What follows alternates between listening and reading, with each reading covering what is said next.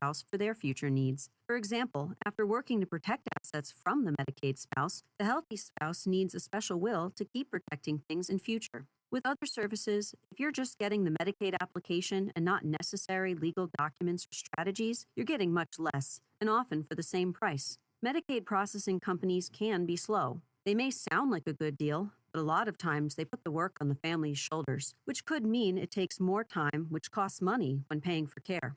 Our job is education as much as execution. Finally, please ask the question, are you being referred to a Medicaid planning service for the right reasons, or might they be steering you? I'm Haley Allaire. For comprehensive senior planning for your family, the right choice is Allaire Elder Law. Compassionate counsel and proven results. AllaireElderLaw.com. Hi, Tom Shattuck here. I Whoa, a minute. sure bet, putting my money up, knowing I'll win. That's why I bet on Awaken 180. It was a sure thing, and the results proved it to all of us. To be honest, before I started, I had my doubts. I thought, man, I'm looking at 400 pounds here very soon, and nothing's going to stop it. I was in a rut, a dangerous rut. Something had to be done. So when I talked to Paige Lopez of Awaken 180 Weight Loss, she was thrilled and exuberated at how big I was because she knew how much weight I was going to lose. Same with all my coaches. They knew it. They knew it was a sure bet. And yeah, for that first week out, losing 8 pounds and then a handful of pounds every other week. My primary fat roll got smaller and smaller and smaller and smaller and smaller. And for the first time in really years, I was able to walk. I was able to even run. I was able to do all sorts of things. You know, when you're really, really big, the little things are big things. Yeah, Shoes. But they said, no, Tom, this is a sure thing. You're going to lose lots of weight. And I lost lots of weight. But enough for me. Now it's your turn. Awaken180weightloss.com.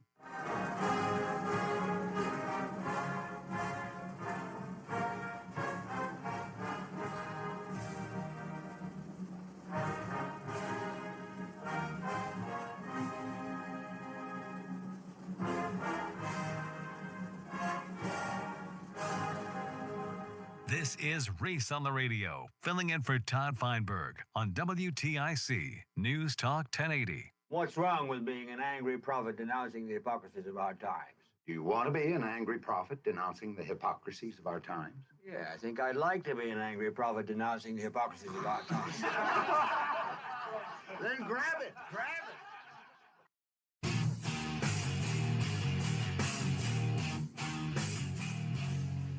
Yeah!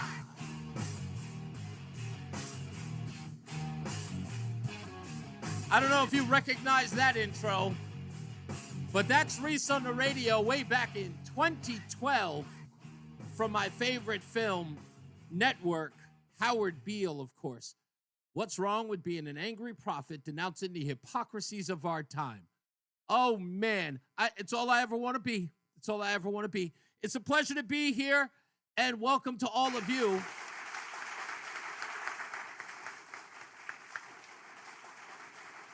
It's always good to be above ground, my friends.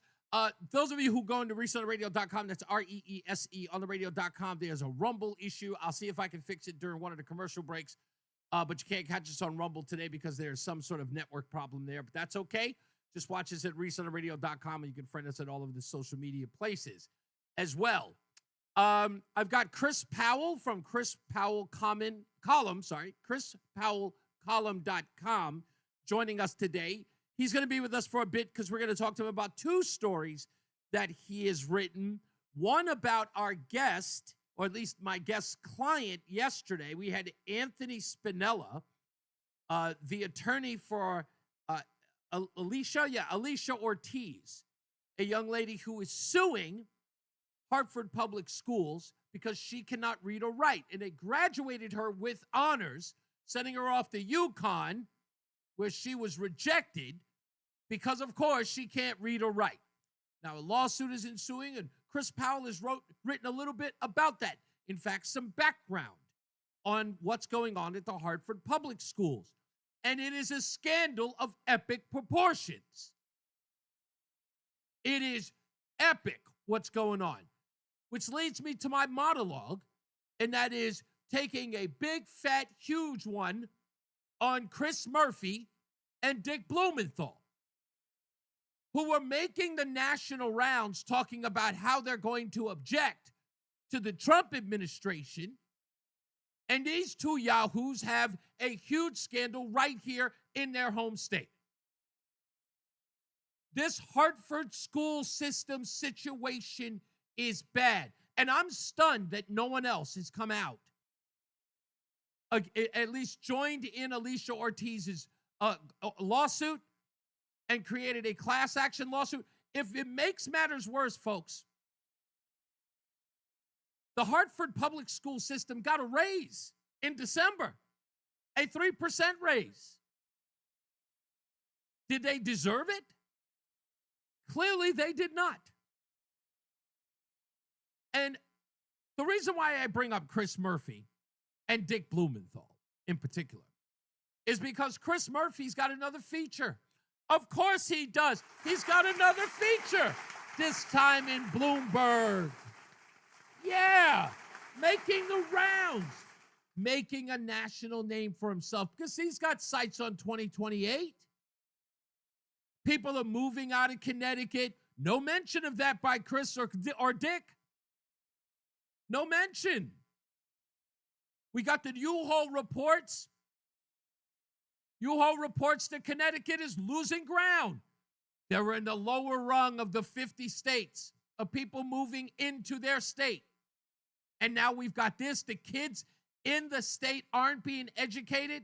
In fact, they're social promoting every kid in Hartford. Oh, hell, in Connecticut schools. If you think Hartford is bad, what do you think Bridgeport is doing? What do you think New Haven is doing? Anybody notice a pattern?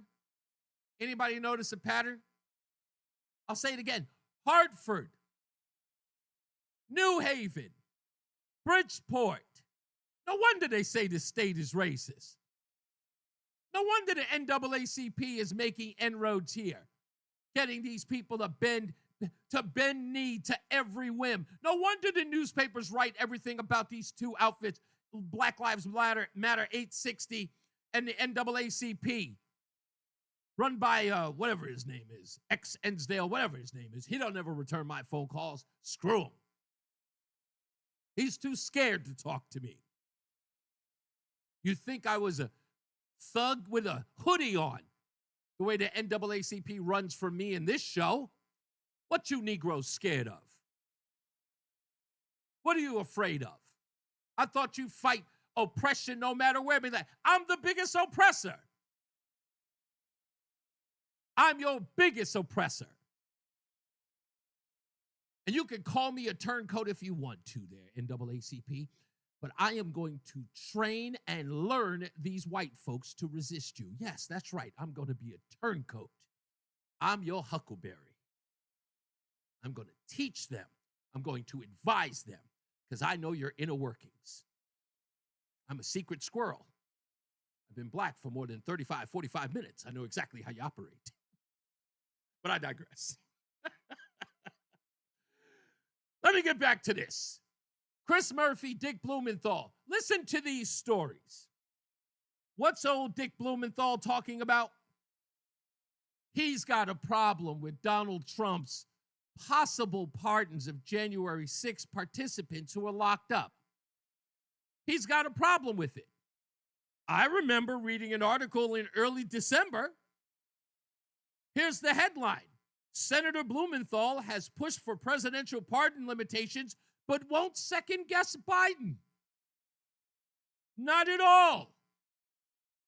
No, he tucked his tail and ran after the pardon of Hunter. Now that the coast is clear, anybody looking? Anybody looking? I've got a problem with Donald Trump and the potential pardons of January 6ers. Dick, you got bigger fish to fry.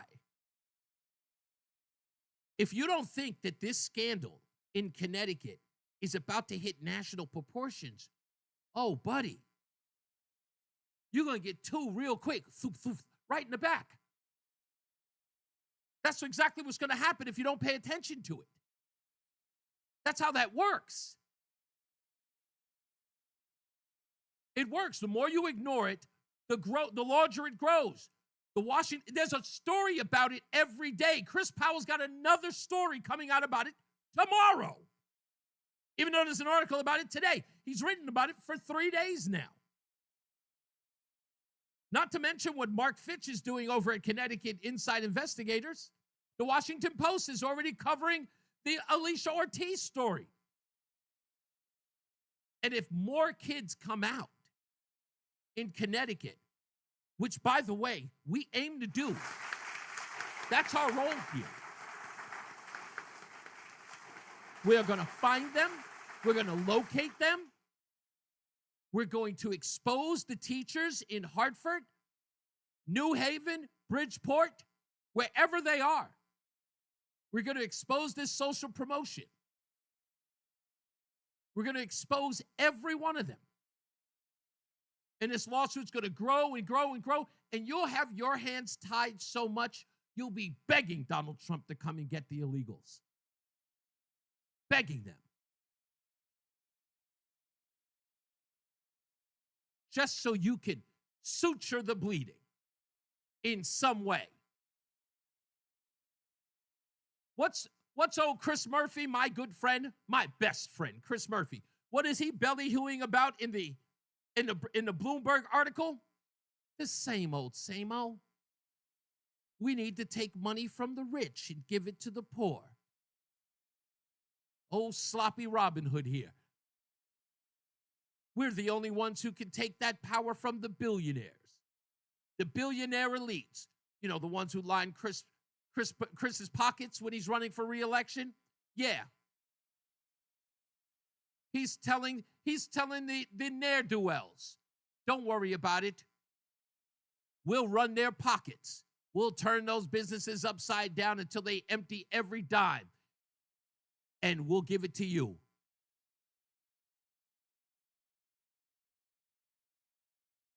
The place is a mess. You've got problems here.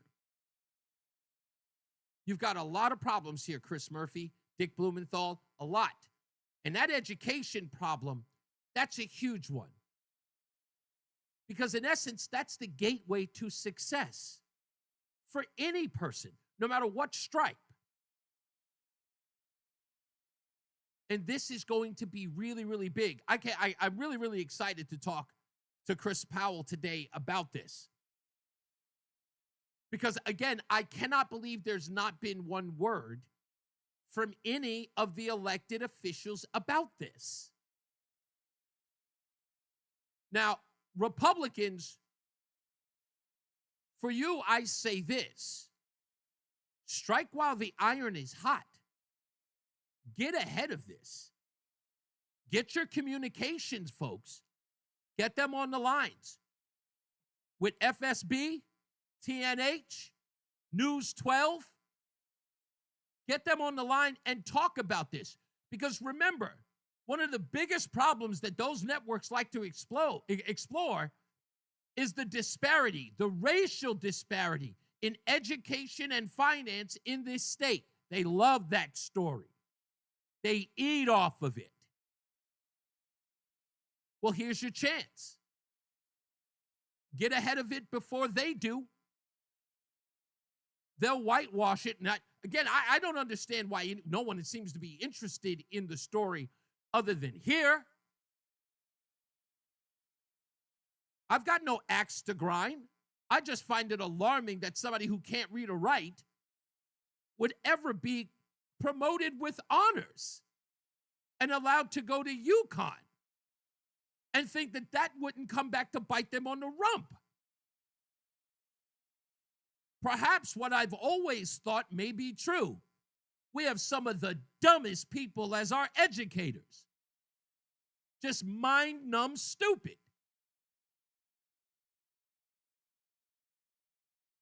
But I heard none. There are no stories about any politicians confronting this. If you're an up-and-coming politician, you need to grab a hold of this right now. It's the capital city. We may learn that the 78% of those who graduated in Hartford public schools, we may learn that half of them are a farce. We may learn that all of them are. It's a ticking time bomb. And I know that there are people who don't want to attack teachers. I know there are teachers who are listening right now and just says, what is he doing? This is going to be bad PR for us. No offense, but you're not in it for the PR. If you're a good teacher, chill. If you're a bad teacher, we mean you. If you're a great administrator who's fighting against this, speak louder. Don't just wait until the reporters come to you for a comment. You need to be screaming this till the cows come home. You need to be calling FSB. You need to be calling TNH. You need to be ringing the alarm bells. What an opportunity for all of you to be the Paul Revere we've read about. You guys always talk about you want to change. Here's your chance.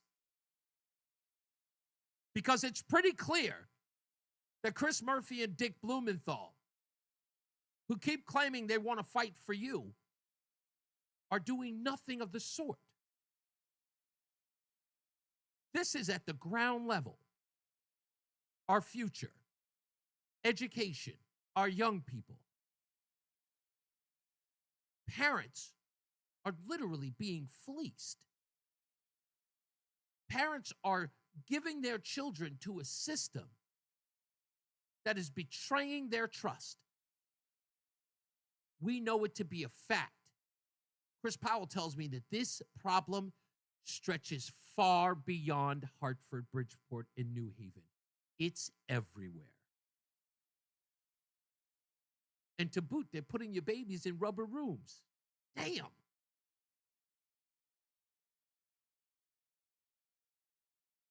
But again, nothing.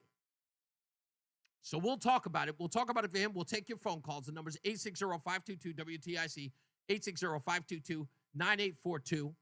As I said, Chris Powell of ChrisPowellColumn.com is going to be here as well to talk about this and far more stuff that he's got. Right now, there is pushback from the Hartford school system. And this pushback, let me tell you how crazy this is. This pushback by the Hartford public school system is to keep the information from you. It is to keep you in the dark. They are barring you from getting that information. Why else would they be doing it other than the fact that it is damning? And it could destroy the education system in the city. And who knows where it leads after that. So, we will take your phone calls. Those are coming up soon. I know Tony's online. I will get to that in a second. Just give me a minute there, Tony. I apologize. What was the other thing that I needed to get to? Oh, that's what it was. I've totally forgot this. I wanted to say to Roland, by the way, welcome back, Roland. Another day without you. I got to be honest with you. I consider you somebody who's on my right hip. Do you know that? Like, I consider you, like, almost technically like a part of the fabric of me going on there with, like, when you're not here. Nothing against Joey. Don't get me wrong. If Joey's listening, I love 2 fingers. Do you know how weird that is? It is crazy. Like, you not being here, I've gotten so comfortable with you. And it almost like I feel what you're going to do. I know what you're going to. There's a part of me, this is going to sound crazy, but when we're not even on the air, I can still hear you in my head. Is that weird? Like, I can hear you go 1 minute, and I'm like, why is it? What do you mean 1 minute for what? Where's that coming from? It's because I'm not in person, and I'm just technically what? Your subconscious mind. Oh, is that what it is? Applaud yourself, damn it. Just applaud yourself. You know what it is? You are my subconscious. That's what it is. So every facet of my life, when I'm driving, I can hear you go, merge to the right. Don't make that turn there. I totally get that. It's weird, though, but I can hear you even, like, I will have something else on, and I will forget that I'm not on the air, and I think that I hear you because I have the speaker on or something, and I'm thinking that I'm hearing you over the speaker going, all right, we're going up. I'm like, where? What is going on? It's like embedded in my brain. So with all due respect, can you try not to take off for like another month? Just at least get me a rhythm where I can get used to it. Just a month. Just give me a solid month. Anybody's birthday coming up I need to know about? Not that I can. No. Okay. Not that I can. Well, think you of. would Not, know. Not for the rest of the month. Okay, not for the rest of it. Okay, good.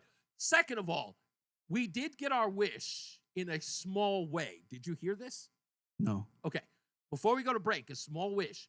Remember somebody called in and said, hey, Reese, why don't you come in at 2 o'clock? Yep. And I was like, I would love to do that. Absolutely. Well, I got an email from the front office. So I just give her the same name. Janine sent me an email today, and she says, how would you like to be on at 2 o'clock on Inauguration Day? Oh. Yeah, baby. Yeah. Oh, that's a start. No, exactly. So we'll see what we can do. But Inauguration Day, 2 o'clock, Reese on the Radio starts early. We'll be on for 4 hours. And I promise we're going to have a chock full of stuff on Inauguration Day. We're going to make predictions. We're going to do a whole bunch. And Roseanne says, Roland is your Jiminy Cricket. I don't know what the hell that means, but I guess that you're the little voice on my shoulder. Keep you on track. Okay, all right. Well, keep me on track now because we got to go to a break. We'll be back. More news, more views, your phone calls. Get on the lines, 860-522-WTIC. It's Reese on the Radio. We'll be back after this. The county just requested more electric charging stations. Orders have really amped up at Able Electric. We need 3 more at First in Maine, and we just got another hotel chain. It's no shock. Able Electric needs able electricians. Grocery store wants charging stations too. And fast. I need Indeed. Indeed you do. Put our matching platform to work so you can spend less time searching and more time connecting with talented candidates. Visit Indeed.com/credit and get $75 towards your first sponsored job. Terms and conditions apply. Okay, I have to tell you, I was just looking on eBay where I go for all kinds of things I love, and there it was. That hologram trading card. One of the rarest. The last one I needed for my set. Shiny like the designer handbag of my dreams. One of a kind. eBay had it. Now everyone's asking, ooh, where'd you get your windshield wipers? eBay has all the parts that fit my car. No more annoying. Just beautiful. Whatever you love, find it on eBay. eBay. Things people love. Life insurance. Why are you putting it off? Can't afford it? Too much hassle? Think you don't need it? There's lots of excuses for putting off life insurance. But if you weren't there, who would pay the mortgage and other bills? With Ethos, you could be covered in 10 minutes and boom, family protected. Ethos, fast and easy online term life insurance. Up to $2 million in coverage with no medical exam. Some policies as low as $1 a day. Answer a few health questions and get your free quote at getethos.com. That's getethos.com. There you go. He has said it loud and proud. Donald Trump said, yeah, he wants the Gulf of Mexico to be renamed the Gulf of America. He wants the Panama Canal back, and he really does want Greenland. As a matter of fact, Don Jr. just flew to Greenland yesterday and got a really nice reception. Wow. Big stuff is happening. We're going to talk about it all on the next Tom Shattuck Show right here on WTIC News Talk 1080. Hey, I and now a WTIC news update. 3:30. Good afternoon. I'm John Silva, WTIC. What'd you say? Forecast. I said I noticed we haven't been doing any promos. And oh yeah. Jimmy Carter's remains. Is that because of me or because of in Washington? That is several days because you don't drop them in the chat anymore. I know. State at the Capitol. Thursday is a national day of mourning for the former president. And most federal offices and courts will be closed that day, as will the stock exchange. Not surprisingly, Connecticut is seeing a surge in flu cases. The state and several others are leading the way. The chair of emergency medicine at Bridgeport Hospital says cases have about tripled here over the last few weeks. Dr. Justin Cahill says get a flu shot if you haven't already, and if you are sick, stay at home. John Egan, the former Waterbury city official who struck a teenager riding a scooter with his car last year, is in court learning his fate today. Egan, who admitted consuming 16 drinks prior to the crash last May, is to be sentenced. He pled no contest in the case. 17-year-old Brian Cowley was left with life-altering injuries and a mountain of medical bills. Federal judge in Florida has temporarily blocked the release of special counsel Jack Smith's report on investigations into President-elect Trump, who says it would be a fake report anyway. Appeals court is weighing a challenge to the disclosure of an anticipated document just days before The Republican president-elect reclaims office. Cold weather protocol in Connecticut remains in effect through Thursday. Agencies and municipalities are coordinating to get the services to those who need them. Information is also available at 211. And Rex Ryan has returned to the New York Jets for an interview. The former Jets coach and current ESPN analyst led the franchise to its last playoff appearance 15 years ago. Met with the team today about its head coaching vacancy. Ryan went 50-52, including 4-2 in the playoffs in 6 years of bluster and bombast with the Jets before being canned after the 2014 season. WTIC News Time, 3:32. Here's the forecast. For the rest of our Tuesday afternoon, it'll be windy with a mix of clouds and sun, feeling very cold with a high of 29 and those strong northwest winds at 15 to 25 miles an hour. Partly cloudy, still breezy tonight, quite cold, the low down to 18. A windy and cold day for Wednesday, too, with a blend of sun and clouds. The high 27 will again feel like it's down in the teens with those strong west-northwest winds.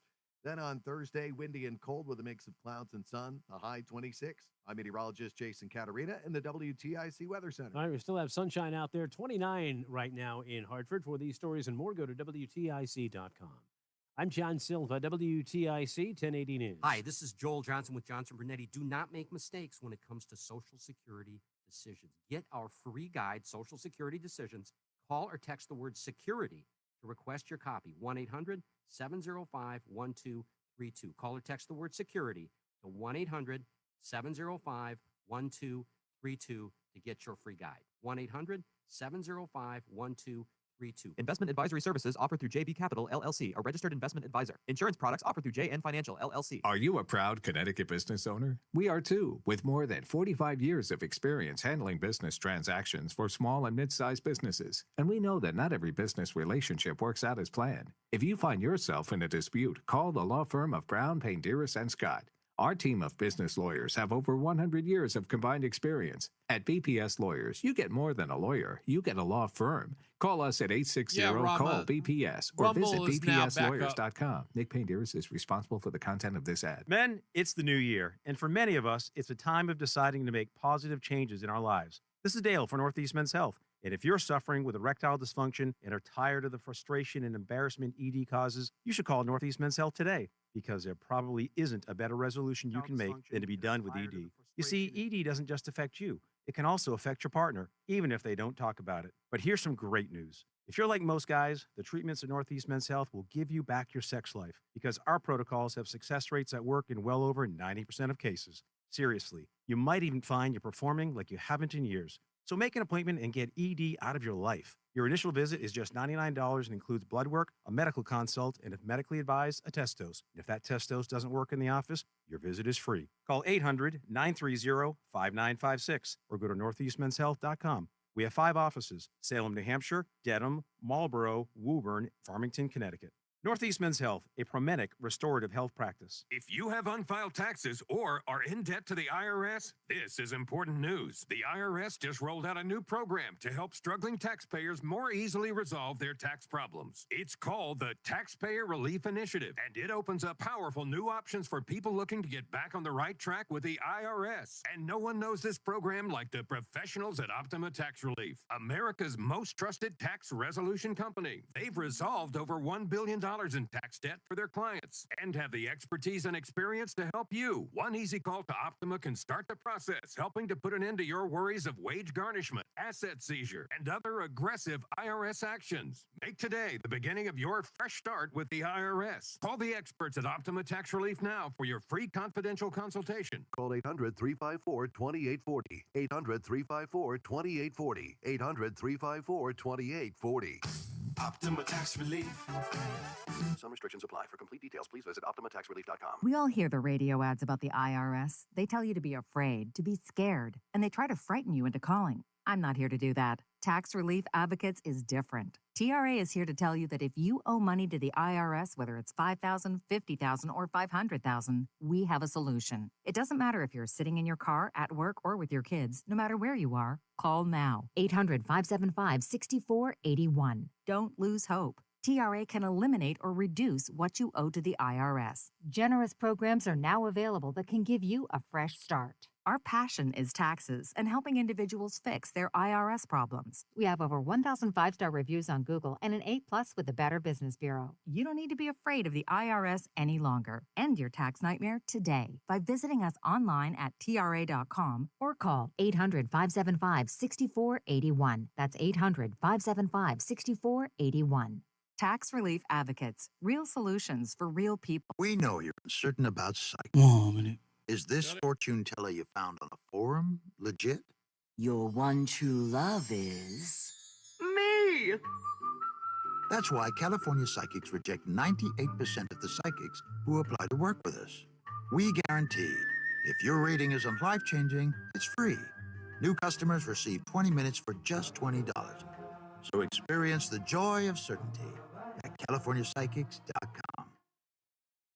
Life insurance. Why are you putting it off? Can't afford it? Too much hassle? Think you don't need it? There's lots of excuses for putting off life insurance. But if you weren't there, who would pay the mortgage and other bills? With Ethos, you could be covered in 10 minutes and boom, family protected. Ethos, fast and easy online term life insurance. Up to $2 million. And 10. With no medical exam. Some policies as low as $1 a day. Answer a few health questions and get your free quote at getethos.com. That's getethos.com. What's up, everybody? You know who it is. You know who it is. You know who it is. It's Reese on the radio. Frederick Douglass of the 21st century. Right now, it's WTIC News Talk 1080.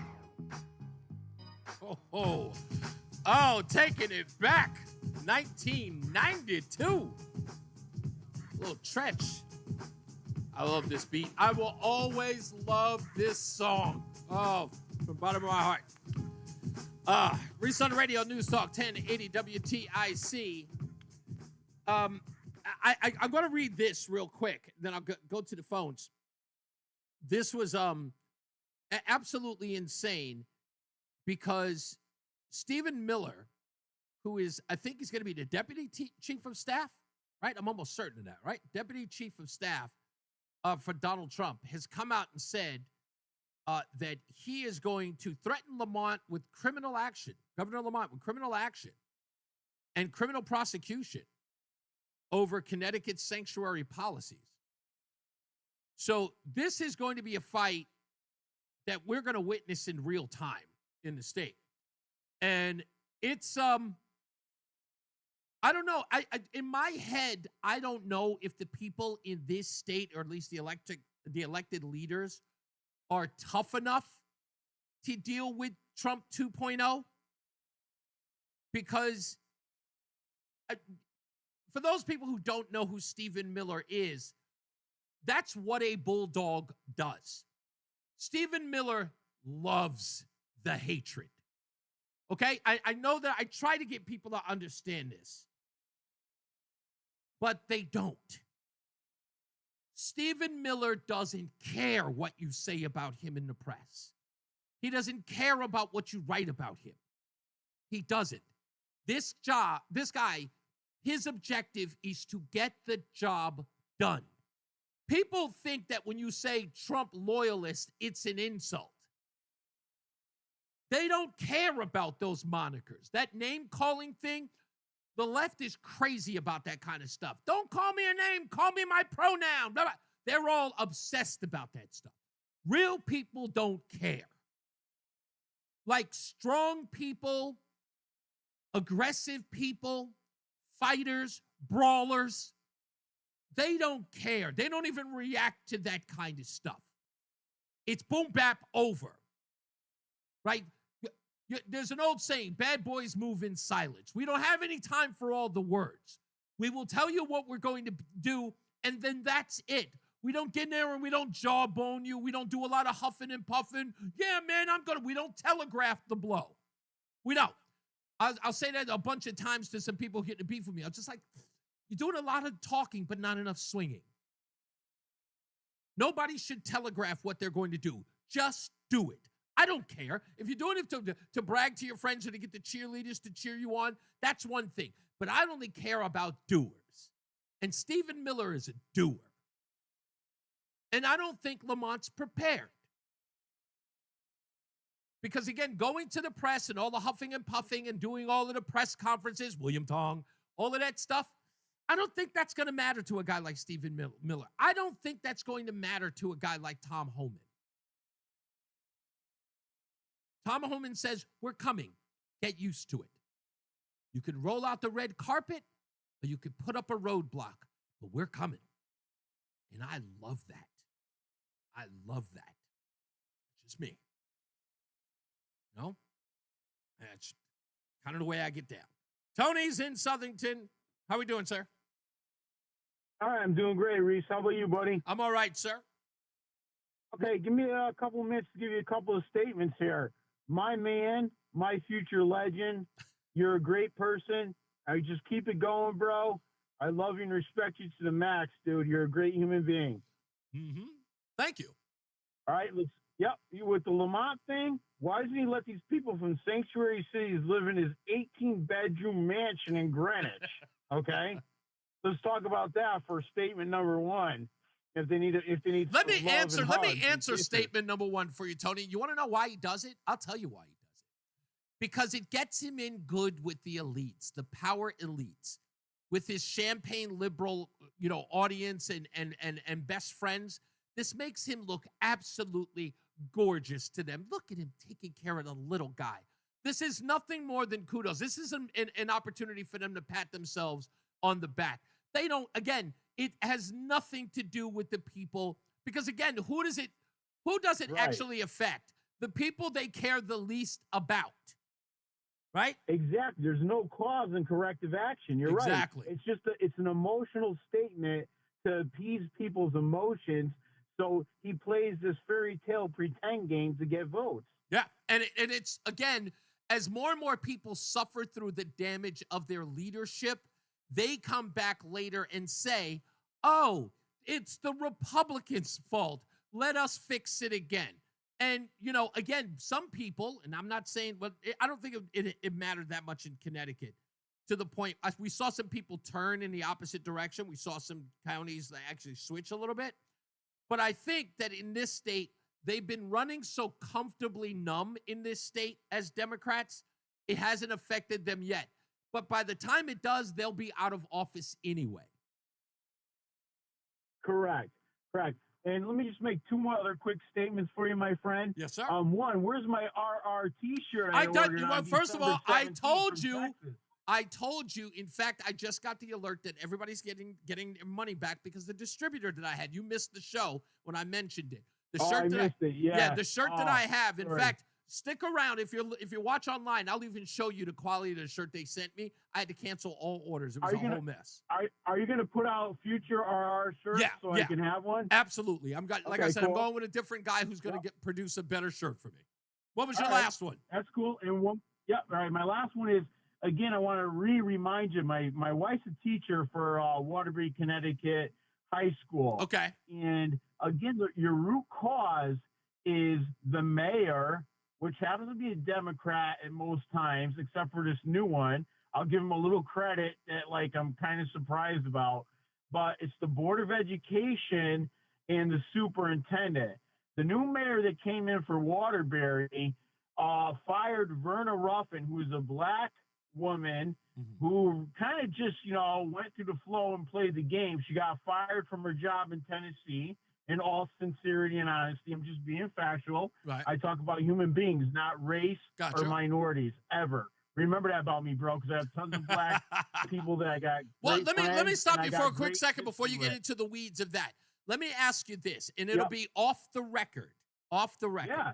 Would you be interested? Would you be interested in at least having your wife answer a few questions for me about Waterbury schools that I have? And it'll just, for me, I'll just use it as fodder. I just really kind of want to get, she is a teacher, so I kind of want to get, I've been talking to teachers all week, and I've been asking them about what goes on in different districts, what things are similar and what they're doing different. Would you allow me to sort of talk to her, sort of pick her brain on what she sees as a teacher? I'll never reveal her identity. I just want to know what she thinks. Yeah, absolutely. But can I give you my, intermittent possible scenario, because we talk about these things. You got it. Okay, so she teaches at Kennedy High School in Waterbury. Well, you don't have to reveal all that. Yep. Okay, I'm letting you know. I don't care. she does special ed, so she gets like the people that do need help, and she gets the ones that are like, parentless or maybe gangbanger or really whatever. No matter what race you are, no matter what race. Okay, so she deals there's with tons of white troubled people. They're scumbags. She deals with troubled youth Yes. because of their a lot of these are family situation things. Right. Right. And it becomes, you can lead a horse to water, but you can't make him drink, because back when you and I went to school, there are consequences and accountability for not getting, a passing grade to move on to the next grade and graduate. But this all comes from the mayors. It comes from the Department of Education, and it comes from the superintendent. Those three roadblocks. Oh, then it goes down to administration. Well, don't forget that once you involve government, There's no consequences. Once you involve government in anything, right? Then that's where the screw up begins. So in essence, the government intervention into any product, as it were, or any business or administration, immediately starts to gum up the works, as it were. It becomes there's a lack of accountability. Effect. Exactly. Yeah.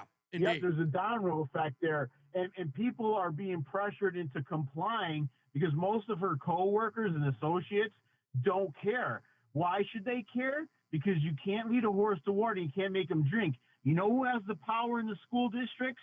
The parents and the kids. My wife's biggest argument. Kids have more power. Yep, it stinks. I feel bad for them because you want to see them be happy and succeed and be equal with the term equality in life, no matter what race you are. And this stuff's got to stop. Tony, let me want the votes. Tony, let me do this. Let me put you on hold because I do want to engage in this a little more. I'm going to put him on hold.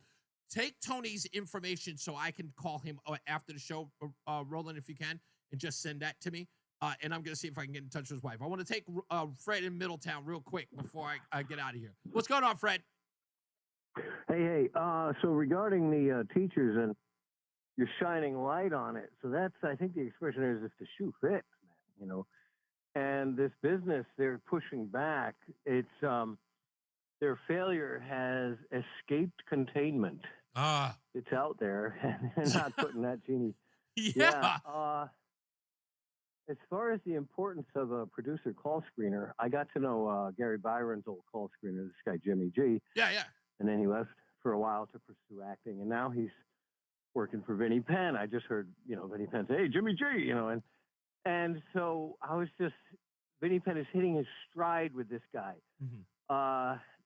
I've noticed that unless you're very unique, most broadcasters, it's a co-host, producer. I mean, indeed. They talk to them. Gene Shepard was constantly talking to them. Dana Lash, Jesse Kelly has someone named Chris, where he spent "What, Chris?" and then he'll listen for like 8 seconds and respond. You didn't hear a word. Right. He does that so well. It's Edgar Berg and Charlie McCarthy. It actually drives me off the wall because it's funny because when Rush used to do it with Bo Snerdley, right? Yeah. This was my favorite thing. I don't know if anyone knows. If you're a big Rush Limbaugh fan, you know this. You know this to be true.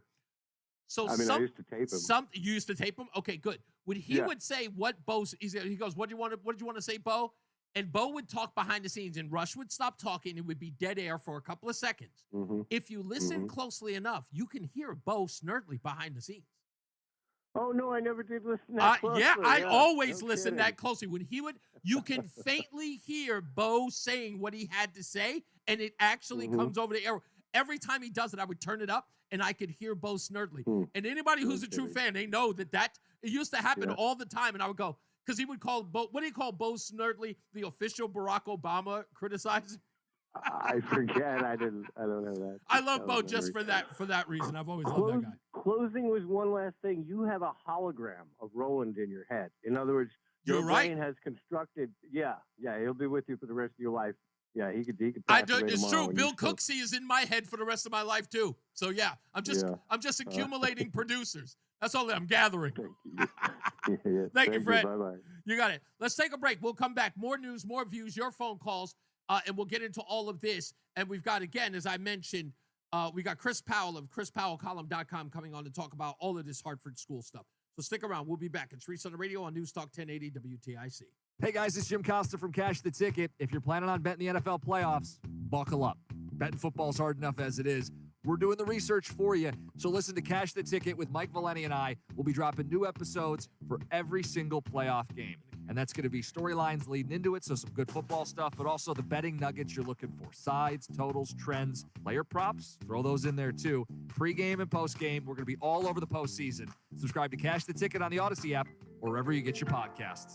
Hi, I'm Joe with SimpleSaleUSA.com, and I buy houses cash. If you own a house and want to sell it fast at a fair price, call me at 203-896-4000. I can pay cash and close in as little as 7 days. I buy houses in any condition, any price range, and more importantly, anywhere in Connecticut. I'm a private real estate investor who buys several houses a month, and I want to buy more. I buy inherited houses, divorce houses, behind in payment houses. I even buy my tenant won't pay me the rent houses. Do you own a house that is trash and needs thousands of dollars in repairs? Great, because I love buying junk houses. I buy vacant houses, abandoned houses, condemned houses, and even foreclosure houses. If you own a house and want to sell it fast, call me at 203-896-4000. That's 203-896-4000. 203-896-4000. They say no two people learn the exact same way. So how did Babbel become the award-winning language learning app with over 16 million subscriptions sold? Well, we thought of you. All of you. Take Sierra. She is an artist and absolutely a visual learner. She's doing a deep dive into our Babbel wordplay videos. Today I'll share a quick lesson on shopping in French. Merci beaucoup. Malcolm is very much a type A, say it to my face type of learner. So he checks with Babbel's speech recognition to make sure that accent. Sur le point. Keith is sweet. He's a be in the room with real people kind of learner. So he loves the live online classes with our language experts. Okay, class. Vos está pronto. Estamos prontos. Wherever you are, however you learn, Babbel is the best choice to break any language barrier. Try Babbel for free at Babbel.com. That's Babbel.com. Babbel.com. Wesley Financial Group is not a law firm. An important message from Chuck McDowell, founder of Wesley Financial Group. If you receive an unsolicited phone call or mail piece to discuss selling, renting, or especially canceling your timeshare, don't fall for it. Contact your timeshare resort or Wesley Financial Group for assistance, and I'll send you our timeshare exit information kit free with the straight facts about timeshare cancellation. Call 800-408-4040. That's 800-408-4040. Now is the perfect time to start on your next success. When you apply to University of Maryland Global Campus by February 12th, you'll pay no application fee. An accredited state university, UMGC offers online and hybrid courses. Plus, you can earn up to 90 credits toward a bachelor's for prior learning and work experience, or transfer up to 12 credits toward a master's. Get your application fee waived through February 12th. Learn more at umgc.edu. Here we go. To operate in Virginia by Chef. Stay locked in. Reese on the radio is on WTIC News Talk 1080. Thank you, everybody, for joining us in the chat room. Rumble is back up for those of you who wish to go to Rumble. You can do that right now. 860-522-WTIC. Dave is in Hartford. How are we doing, Dave? Oh, hi. Hey, how are you, Dave? Good. How are you? I'm all right. We talked a couple of times before. I always enjoyed it. Thank you. Thank you. But I never noticed this. The bumper, your bumper, does it say that you're the Frederick Douglass of the 21st century? Yes, that's what it says. How is that? How are you like Frederick Douglass? I am the Frederick Douglass of the 21st century because I am a black Republican, a dyed-in-the-wool Republican. I think you should go back and look at your history. Tell me. This might be one of those situations where the education system hasn't done such a great job. I mean, to start with, the idea that because you're black and you're like another black person is kind of like playing the race card. Actually, that's interesting. You should say that. But the other side of it is that, I mean, he was. Do you know anything about Frederick Douglass other than he was black? Yeah, of course I do, but you're taking that now. See, that sounds like. Hold on. Explain it to me. First of all, I don't have enough time to, but you're taking a wide leap from a bumper that you heard. No, you're No, claiming that you're like I didn't somebody based question. upon their race. You're And it has questioning. nothing to do with it, and it doesn't. Yeah, like you. I mean, like you can't tell me how you're like that. Oh, You no, know, no. Like, I if can. I said to you, what policies did you agree with Frederick Douglass, or is it just because he's black? Okay, obviously, you are going way off the deep end based upon a bumper. I'm not going off the deep end at all. I'm asking Actually, about your claim. hold on. Relax for a second. Don't. Relax. No, I'm very relaxed. Okay, so You're not relaxed. no, you're I'm very actually. relaxed. I'm asking you. You made a You're statement. in. and I'm I never asking you to made a explain it. statement. It's a bumper. And aside from the That's fact a that statement. you're That's a talking, statement. You're saying you're like Frederick Douglass. Dave, do me a favor. Stop talking so that I can answer you. Thanks. Dude, you keep on saying things that I are just incorrect. asked you to Just stop tell me how you like talking Frederick so that Douglass. I can answer you, and you won't stop talking. Okay, whatever. Thanks. Go ahead. All right. Now, because I only have a limited time because you would not shut up, okay? The bumper is done in. You have plenty here of we time. go. You could Goodbye, take the Dave. whole- Dave. all Goodbye. the Goodbye, tomorrow. Dave. Goodbye. Goodbye. Goodbye. Goodbye. Goodbye. Gosh, this isn't it. Nah, whatever. It's not even worth. It's not even worth debating.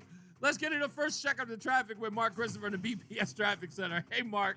Hey, Reese, good afternoon to you. Good afternoon, everyone. Southbound 91 coming into Hartford, delays 34, down to 32 A and B. Northbound 91, good ride, Cromwell through downtown, up into Windsor. Westbound 84 is a little tight, bulk through Bridge out to 47 Sigourney. 84 eastbound slows a half mile before 46 Sisson Avenue into the tunnel. 291 through 84, that looks good east of the river. 2 eastbound moving well Glastonbury to Marlboro. Heading into Middletown, 9 northbound delays approaching Harbor Park to the Aragoni Bridge. 84 eastbound a little slow approaching 18 in Waterbury. Heading toward New Haven. 91 in the Parkway, okay. South 95 a little slow as you move down between 44 and 43. Some road closures this afternoon in Haddam. Route 154 shut down at Plains Road. Tree and wires down there. Glastonbury, Route 94 shut down at Western Boulevard. Car versus utility pole. Thomaston, Route 109 shut down at Hickory Hill Road. Tree and wires down there. Traffic and weather together on the 8's WTIC News Talk 1080. WTIC weather. For the rest of our Tuesday afternoon, it'll be windy with a mix of clouds and sun. Quite cold, the high 29. Going to feel like it's down in the teens with those northwest winds at 15 to 25 miles an hour. Partly cloudy, breezy, and quite cold tonight. The low down to 18. For Wednesday, windy and cold with a blend of sun and clouds. Again, that high 27 will feel like it's down in the teens with those strong west-northwest winds. Thursday, windy and colder with a mix of clouds and sun. The high 26. Friday, partly sunny, breezy, not quite as cold. The high will move up to 35, but it's going to be windy, and that'll make it feel like it's well down in the 20s at best. Saturday, variably cloudy, chance for a few flurries, the high of 31. Clouds giving way to some sun Sunday, the high of 36. And Monday, turning cloudy, the high of 37. I'm meteorologist Jason Caterina in the WTIC Weather Center. There's a lot happening in Washington and in your local neighborhood. Follow WTIC News Talk 1080 on the Odyssey app to keep up with the latest. WTIC is 99 and throwing a year-long celebration to 100 years on the air. This is WTIC and WTIC FM HD2 Hartford. Always live on the free Odyssey app. 4 o'clock in the afternoon, I'm John Silva, WTIC 1080 News. Former President Jimmy Carter's remains en route to the U.S. Capitol. He arrived earlier today at Joint Base Andrews in Maryland. The casket will be followed from Pennsylvania Avenue up to the Capitol. The Carter family will walk behind the casket to the east, back to the Capitol. That is correspondent Ed O'Keefe. A couple of days of Carter lying in state in the rotunda before his funeral at the National Cathedral on Thursday. Thursday is also a national day of mourning across the country. A federal judge has temporarily blocked the release of special counsel Jack Smith's report on President-elect Trump's classified documents case. More from correspondent Michael Wallace. At his news conference today, Trump called the ruling great news. He wanted to do a report just before I take office, probably. So he'll do like a 500-page report, and it'll be a fake report, just like the investigation was a fake investigation. The Justice Department was planning to release Smith's report as early as Friday.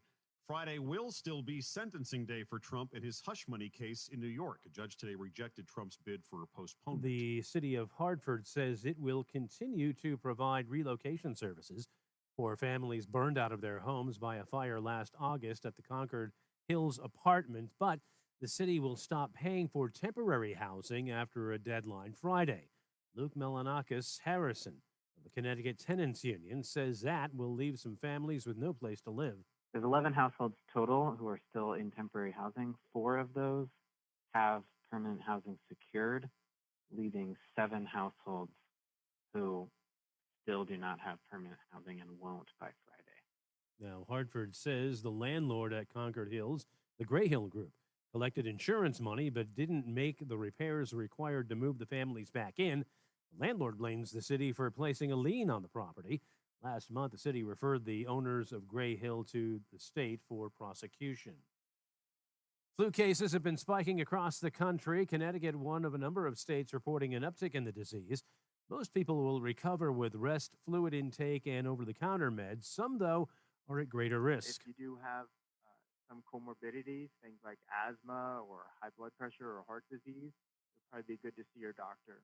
That's Dr. Justin Cahill, who chairs the emergency medicine department at Bridgeport Hospital. Now, if you are having flu-like symptoms that aren't responding to over-the-counter treatments like Motrin or Tylenol and you're not getting better, there can be complications from flu, including pneumonia. He says you can still get a flu shot. Flu season generally peaks this time of year and runs through late April or early May.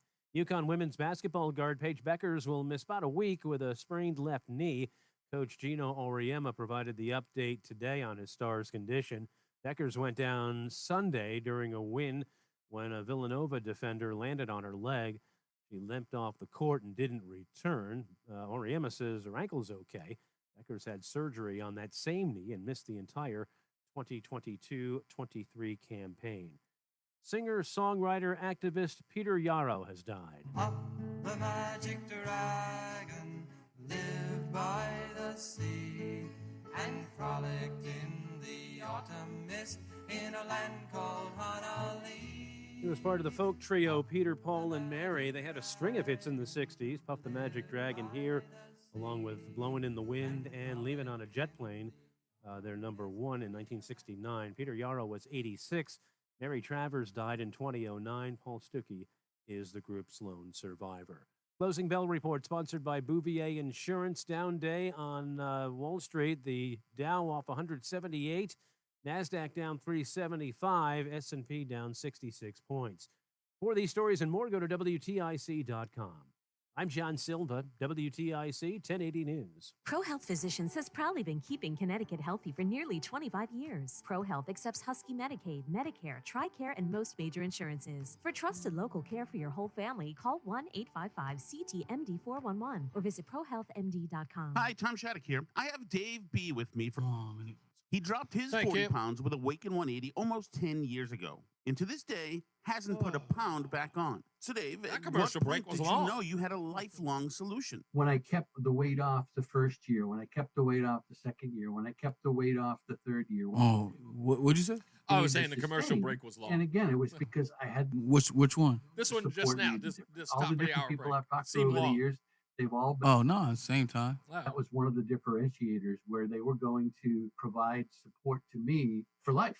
So it was the complete package. Paige, I want to say thank you for developing Awaken 180. It is an incredible program. It has changed my life, and I couldn't be happier. Thank you very much. To piggyback on Dave's message, I also want to thank Paige for helping both me and Alice reclaim our lives. Don't set a resolution, be resolute, and lose your weight for the last time with the solution for weight loss. Reserve your consultation today at awaken180weightloss.com. You're listening to Reese on the Radio, filling in today for Todd Feinberg on WTIC News Talk 1080. We're about to speak to Chris Powell of ChrisPowellColumn.com to talk about all the stuff we talked about at the beginning of the hour related to the education system here in Hartford as well around the state of Connecticut. According to Chris Powell's reporting, what's happening everywhere in the state is dire and worth commenting about. No stupidest thing I've read today, but we'll have one tomorrow. Again, I've never seen anybody so adamant about arguing a point and not accepting an answer. the bit, and I'll never forget when I recorded it with Roland. Roland said, hey, can you come up with a bit that we can play? And I was like, yeah, the Frederick Douglass of the 21st century. To which every leftist went nuts when they heard it. And I can only assume that another leftist has called and had an issue with it. So let me break it down for you. For starters, Frederick Douglass belongs to everyone. He does. Even you bozos on the left. Belongs to everyone. If you want to quote him, if you want to consider yourself like Frederick Douglass, if you know the history of Frederick Douglass and you wish to emulate him, have at it.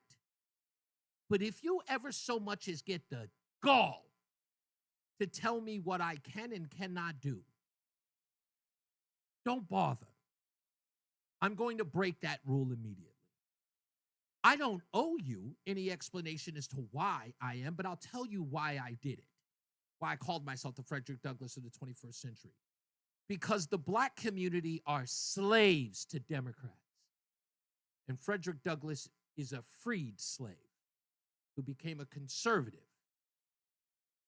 and fought for slaves to get them out of bondage, which is exactly what I do. So my association with Frederick Douglass is that I'm a black man off the plantation trying to free slaves. Get it? Now you know. That's how I'm like Frederick Douglass. And I am the Frederick Douglass of the 21st century. Always, whether you like it or not. Now grab some Kleenex and have a cry, because it ain't changing. All right? Call back. We can have a lot of fun. That's just the way I'm going to put it. Now let's get a check of our traffic with our good friend, dare I say it, Frederick Douglass of the traffic, Mark Christopher. And now you know the rest of the story. There you go. All right. I didn't know. Now I understand. Hey, if you're heading into Hartford right now, 84 eastbound Reese, you've got delays a half mile before 46th Avenue into the downtown tunnel. Westbound 84, a little slow, Bulkley Bridge out to 47 Sigourney. 91 southbound, you got delays 34 down to 32 A and B. Southbound 91, just a little tight as you move down by exit 20, Country Club Road in Middletown. Northbound 91, moving well, Cromwell up into Windsor. 291 through 84, okay, east of the river. 2 eastbounds moving well, Glastonbury into Marlboro. 9 northbound, a little slow, Harbor Park to the Aragoni Bridge. Waterbury looks good. Southbound 95, New Haven, some slow traffic, 46 down to 43 in West Haven. Some road closures this afternoon. In Glastonbury, Route 94 shut down at Western Boulevard, car versus utility pole. Haddam, Route 154 is shut down at Plains Road due to a tree and wires down there. And if you are heading into Glastonbury, road work 3 southbound on the Putnam Bridge. Look out for a lane to be shut down there. Traffic and weather together on the 8th WTIC News Talk 1080. WTIC weather.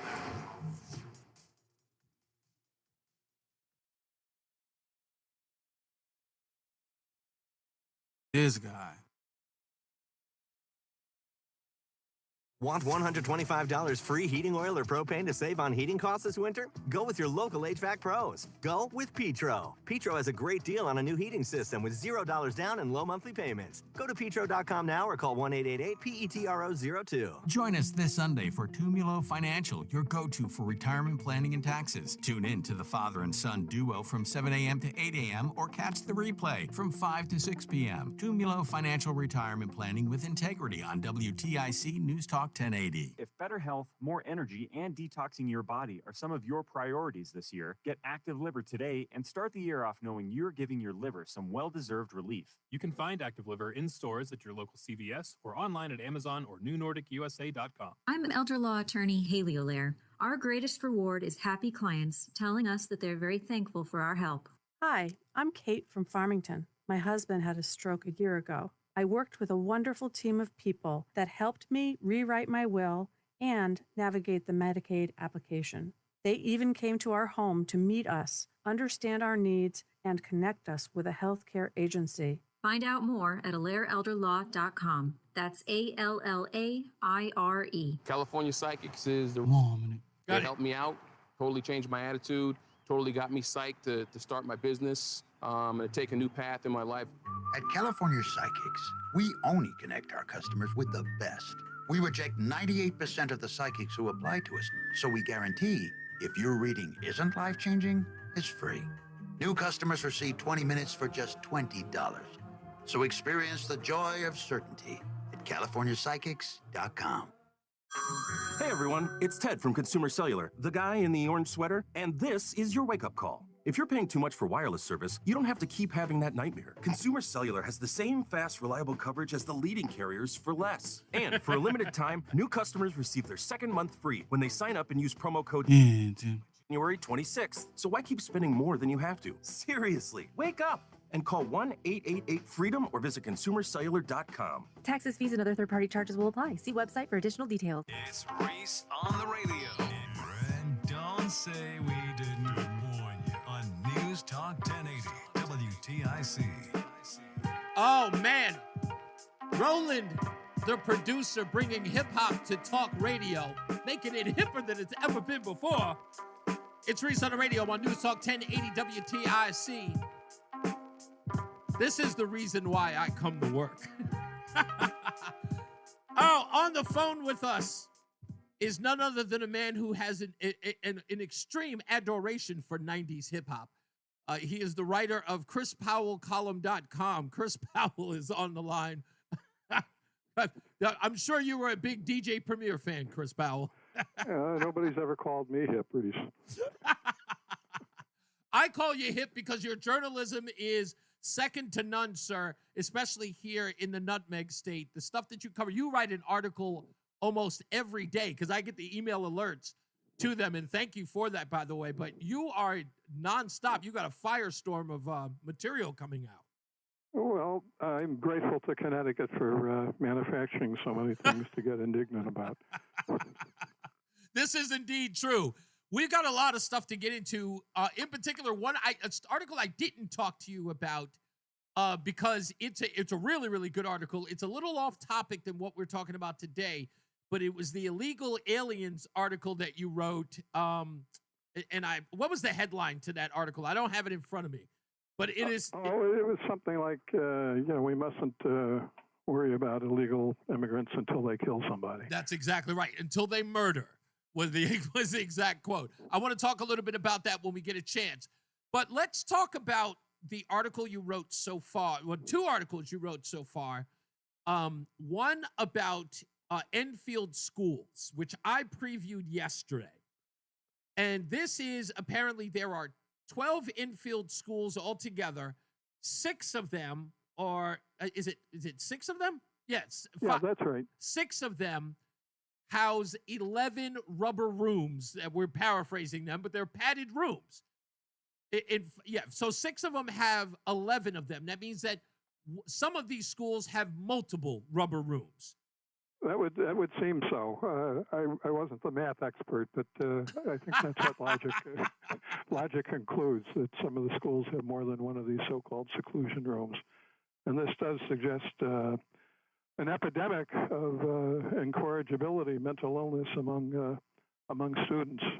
Now, I asked you this earlier about what were the demographics. The only reason why I asked is my wife was pretty curious, and she said, and she believes this, and again, this is her belief. I don't know if it's based on any facts, but she says there's data that shows that schools like Enfield will sooner put one of these rubber rooms in their school, where in the inner city, they just contact the police and have the kid arrested. So I looked up Enfield's demographics, and I was a little shocked. Well, maybe I wasn't that much shocked, but I was a little, let's just say, embarrassed to learn Enfield is predominantly white. And the black community in Enfield is in the Northeast region, where predominantly African Americans live. According to this story, where the schools are located, these are predominantly white children who are put in these rooms.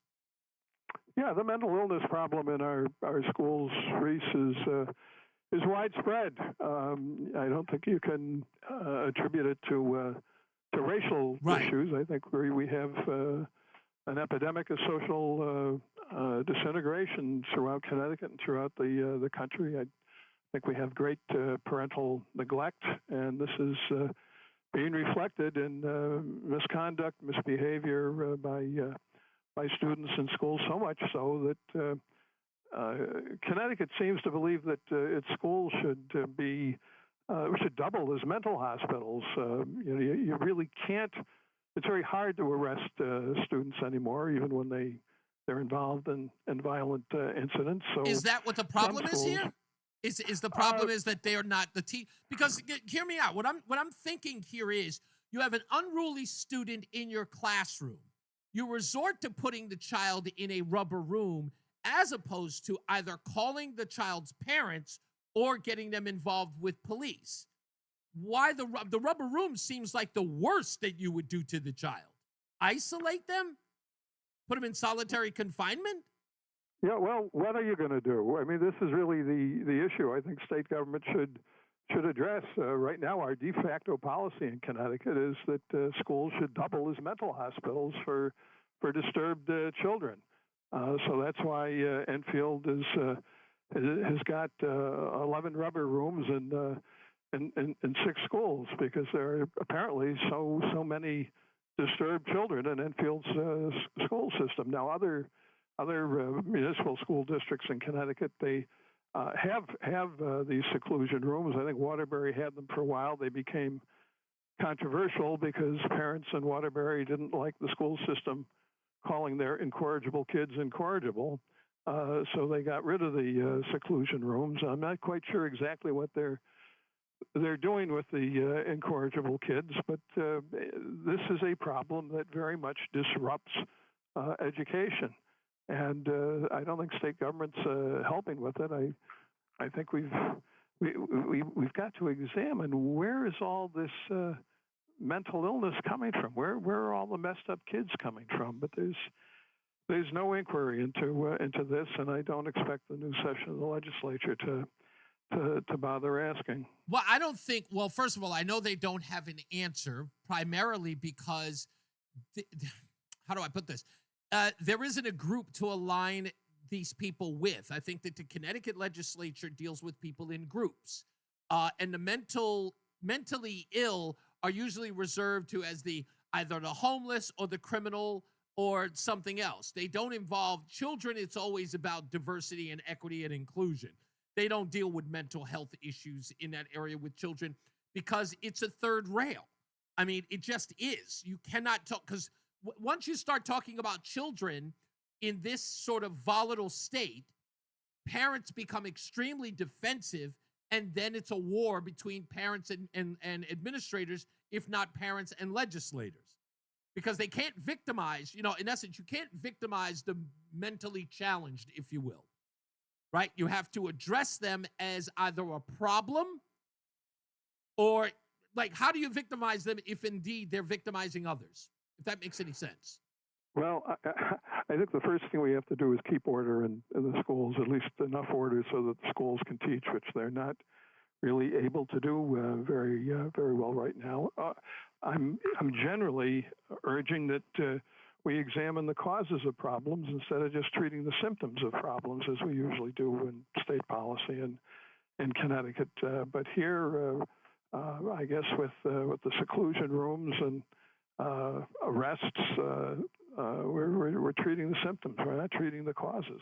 Indeed. I'd like to know where all this mental illness among kids is coming from. I certainly have some guesses as to the causes, but Connecticut shouldn't have to rely on me to guess about the causes of this mental illness problem from kids. We ought to have a legislative committee investigating and calling the expert witnesses and calling ordinary people and trying to come to some conclusion as to the causes. And then when we know what those causes are, to do something about them. The seclusion rooms are, really just a temporary stopgap, just to get the kid out of the classroom and prevent him from beating up people and, prevent him from hurting himself. And I look, all I know is when I grew up, we had some nutty kids in school, but none that needed to be put into a rubber room. Well,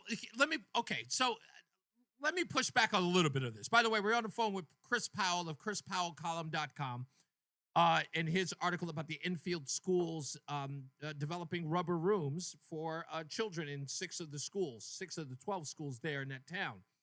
The part that I'm having an issue with here, and again, this is paramount. We have got to get beyond the fact that what's happening with these children, to put them in a rubber room does not solve what the problem. These kids are going into rubber rooms because of violence. That's without it. It's not because the kid's too talkative. It's not because the kid is getting up and down out of their seat. I know plenty of kids who do that in classroom. They can't sit still. They say they have ADHD, but I feel like if you're a young boy, no one can get a young boy to sit still. He's very active. He's very hyper. All he wants to do is just be active. That's what it's like. They're a caged animal in a classroom. A young boy is. Girls are much more relaxed and much more reserved, and they can sit down in a classroom and pay attention. Boys, on the other hand, their heads are moving a mile a minute. But the kids that are being put in these rubber rooms are violent children. They are harming themselves, if not others, and disrupting the class in a violent way. The way you get rid of these rubber rooms, the way that you deal with these issues is, one, you have got to start criminalizing this behavior again. Now, I know that's controversial, okay? But something has to, kids follow by example, right? They just do. If they see something going wrong, if they see something bad, they don't immediately attract themselves to it. But if they know there are no consequences for the bad behavior, they all glom to it, right? It was like, oh, he gets away with that? I agree with that. We've made it in many respects, but there's no consequences for bad behavior in Connecticut. We've been really eliminating the behavioral standards across the board. Indeed. Not just in criminal law, but subsidizing antisocial things with welfare policy, and this is the destruction of standards, and yes. This is giving people an incentive not to live up to the standards, because we don't enforce them anymore because there's no consequences for breaking the rules of decent behavior. Yeah, but and a part of that we don't want to put kids in prison either. No. I'm not suggesting prison either. No. I'm not saying prison, but there must be. Look, I don't suggest law enforcement be the end-all be-all of dealing with unruly kids. There are some kids that are beyond the pale as unruly. And I think those are the kids who are being put in these rubber rooms. They're the ones who are like slapping kids, throwing chairs, who are doing things that could potentially harm, if not kill, another child in the classroom. And if you ask these teachers, and I know they're not talking, but if you ask them, I'm pretty sure they'll tell you, yeah, we're putting these guys in rooms because someone has a potential for harm in these cases.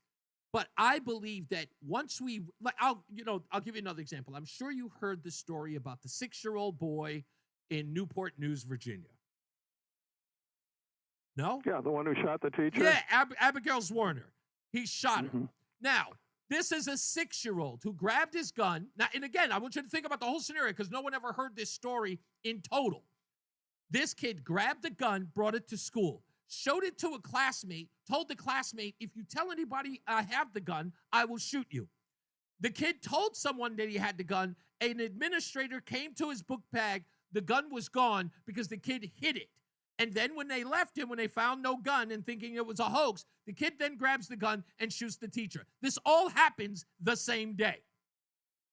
To top it off, after we find out after all of this, we actually start getting into the criminal case and they start releasing the records on the 6-year-old. It turns out when he was 5, a year earlier in kindergarten, they had to restrain the kid because he had a kindergarten teacher in the chokehold trying to put her to sleep.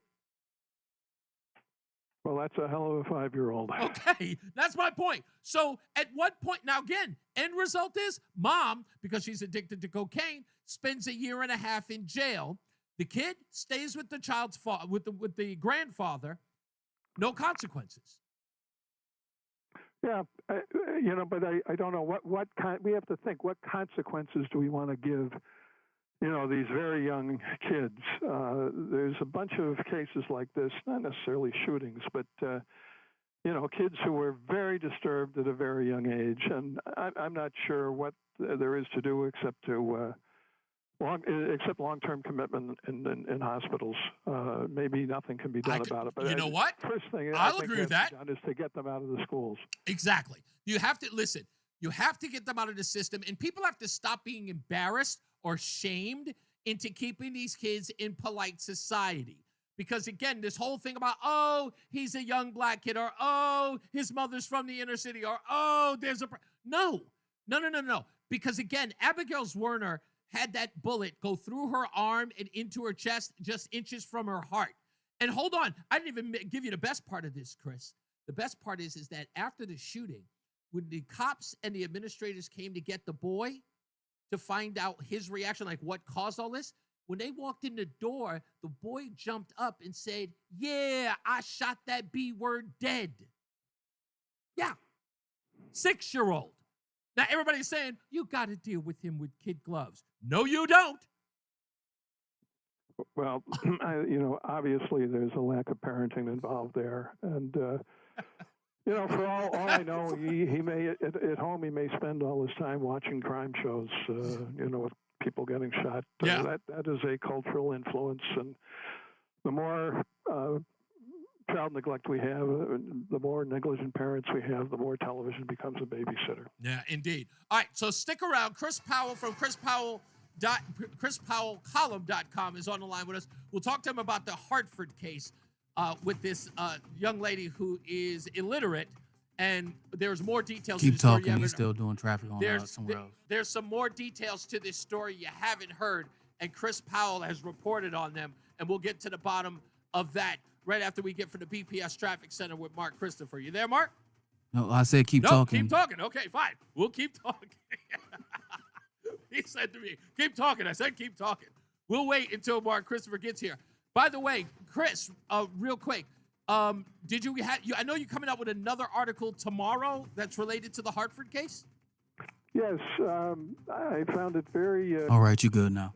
Two Republican state senators, Stephen Harding, and Eric Berthel, wrote a letter to the state education commissioner. Okay, hold on. Tucker Rodriguez. Okay, hold on to that right now. We're going to get to the BPS Traffic Center with Mark Christopher. He's back now. Hey, Mark. Hey, Reese, thank you very much. If you're heading into Hartford right now on the southbound side of I-91, look for delays 33 down to 32 A and B. Northbound 91 moving well. Cromwell through downtown up into Windsor. Westbound 84 tied up. 56 Governor Street out to 47 Sigourney. 84 eastbound, you've got delays about a half mile before 46 Sisson Avenue up to 48 Capitol Avenue.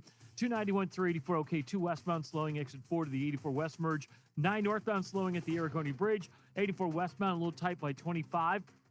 If you're heading down into New Haven, southbound Parkway a little slow by 63 in North Haven. Again, 61 down into the West Rock Tunnel. 95 southbound delays, 46 down to 43 in West Haven. And in Haddam, Route 154 shut down in both directions at Plains Road. Tree and some wires down at that location. Traffic and weather together on the 8's WTIC News Talk 1080. WTIC weather. For the rest of our Tuesday afternoon, windy and feeling very cold with clouds and sun in the high 29. That northwest wind at 15 to 25 miles an hour. Partly cloudy, breezy, and quite cold tonight with the low down to 18. Then for Wednesday, windy with a blend of sun and clouds. The high of 27 will feel like it's down in the teens again with those strong west-northwest winds. Then Thursday, windy and cold again. Clouds and sun, the high 26. I'm meteorologist Jason Caterina in the WTIC Weather Center. And now, a WTIC news update. It's 4:30. Good afternoon. I'm John Silva, WTIC 1080 News. The former Waterbury city official who struck a teenager with his vehicle while the teen rode a scooter was sentenced today. John Egan gets 2 years in prison. He consumed 16 drinks that day last May when he hit and seriously injured Brian Colley. The remains of former President Jimmy Carter have arrived at Joint Base Andrews and are now en route to the U.S. Capitol. 3 days of honors for the nation's 39th president. Carter will lie in the Capitol Rotunda. His funeral is Thursday at the National Cathedral in Washington. He'll be laid to rest next to his wife, Rosalind, back home in Georgia. Authorities say 2 bodies were found in the landing gear compartment of a JetBlue aircraft at a South Florida airport. The airline says the bodies were discovered in the wheel well during a routine post-flight inspection Monday night at Lauderdale Hollywood International Airport. Connecticut's severe cold weather protocol active through Thursday for the state's most vulnerable residents. You can call 211 for more information and info on services as well. One local doctor, meantime, says Connecticut's flu cases have tripled in the last few weeks. Cases of influenza are up across the country in these days after the holidays. Wall Street, Dow finished down 178 points today. The Nasdaq lost 375 and the S&P shed 66. NBA tonight, Celtics are in Denver to face the Nuggets. NHL, Rangers at the Garden face Dallas. And Edmonton takes on the Bruins in Boston. For these stories and more, go to WTIC.com. I'm John Silva, WTIC 1080 News. Coverage varies by plan. View contracts and exclusions at endurancewarranty.com. Auto repair bills are through the roof. $3,000 to replace the transmission. $4,000 for a blown engine. And if your manufacturer's warranty is expired, you'll have to cover it all out of pocket. You need an Endurance Auto Protection Plan. No matter what the mileage, if your car is under 20 years old, Endurance can get you covered on the engine, electrical system, transmission, AC, drivetrain, and more. Endurance has plans for any budget. Repairs can be done at the certified mechanic of your choice, and they're paid directly with no middleman. Plans cover 24/7 roadside assistance, towing, battery jumps, fuel deliveries, tire changes, lockout services, and a 30-day money-back guarantee. Act now and get our elite benefits, including complete tire care and key fob replacement. A $2,000 value at no extra cost. With Endurance, you could never pay for covered auto repairs again, so call now for your free quote. Call 800-380-9012. 800-380-9012. Again, that's 800-380-9012. Attention small business owners needing Swish Funding is providing funds for expansion, inventory, increased overhead, even slow cash flow to small businesses all over America with affordable funding as soon as one business day. And we're ready to help with funding from $10,000 to $2 million. If you've been in business for 1 year or more with a monthly income of at least $25,000, you can get the affordable funding you need with no collateral. Go to swishfunding.com today. That's swishfunding.com. This new year, get started on your next success with University of Maryland Global Campus. Apply by February 12th and get your application fee waived. An accredited state university, UMGC offers online and hybrid classes, along with more than 135 degrees and certificates in in-demand fields like business, cybersecurity, healthcare, and more. Gain the skills to achieve your career goals. Get your application fee waived through February 12th. Learn more at umgc.edu. Certified to operate in Virginia by Chef. This is Reese on the radio, filling in for Todd Feinberg on WTIC News Talk 1080. We will be back with Chris Powell in one moment to talk a little bit more about his two great articles about Enfield schools and about the Hartford public school system and the scandal that's going on there. We'll talk about all that and much, much more. I'm back and forth with people texting me about this because there are so many people who listen to this show who have a spouse who work in the school systems all around the country, if not, right in the Connecticut area. I just got a text message from a good friend of mine whose wife works in the school. They've got one of these rubber rooms too. But here's here's the huge part about his wife's school. His wife's school caters to K through third grade. And I'm like, my wife is going, oh, these kids are throwing temper tantrums put in the room. I don't know. Look, until somebody comes forward and tells me exactly what establishes a visit to one of these rooms, I'm going to go under the idea that these kids are violently hurting themselves, if not people. Because a rubber room is a place you put someone with, usually you get a straitjacket with that room, right? It's some assembly required. But they come in, usually they put them in a straitjacket and put them in a rubber room. If you're putting this person in a padded room, a child, by themselves, first of all, I've got to see one of these rooms. I just got to. I don't know why, but I have to see what they look like. Are they all white? Do they look like they do in the movies? When MK Ultra comes and gets you, is it one of those deals? What are these kids? And why wouldn't that be more traumatic to a child that's already dealing with whatever mental issue that got him into that room in the first place. Does the rubber room have pictures of kitties and puppies? Does that calm them down? Is anyone, like, do they sedate them? Do they pump, like, scents into the room like they do at IKEA or whatever that store is? There's some store that I went to. Oh, yeah, it was the Magnolia store. They were actually pumping some scents in through the vents to sort of make you calm down. It was very weird. I felt like I was being overdosed or something. But what do you do? This seems like an extreme thing to go. When we get Chris back, we'll ask him whether or not there's been some pushback by parents associations or parents in general who think that this, or do they approve of this? I wonder if that's actually been established or not. But we'll get into that and so much more. And we'll, of course, those of you who are on hold, I appreciate you. Stay on hold. We will get to you shortly, I promise. And we'll get to your questions or your answers to all of this stuff and some of your own experiences if you have them.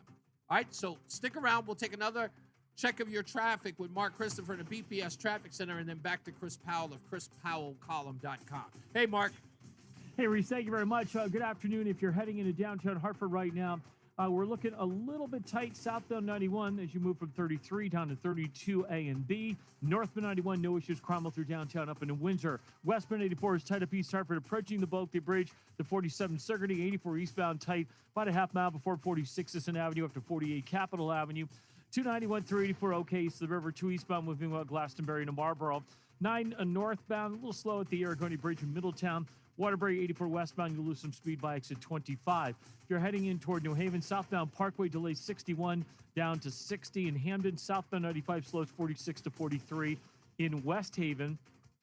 And if you're traveling into Haddam right now, Route 154 is shut down at Plains Road because of a tree down on some wires at that location. Traffic and weather together on the 8th WTIC News Talk 1080. WTIC weather. Well, partly cloudy, breezy, and quite cold tonight. The low down to 18. Going to feel like it's in the single digits at best. And windy with a blend of sun and clouds for us on Wednesday. The high of 28. The west-northwest wind still 15 to 25 miles an hour. Going to knock that temperature back to feeling like it's in the single digits and low teens at times.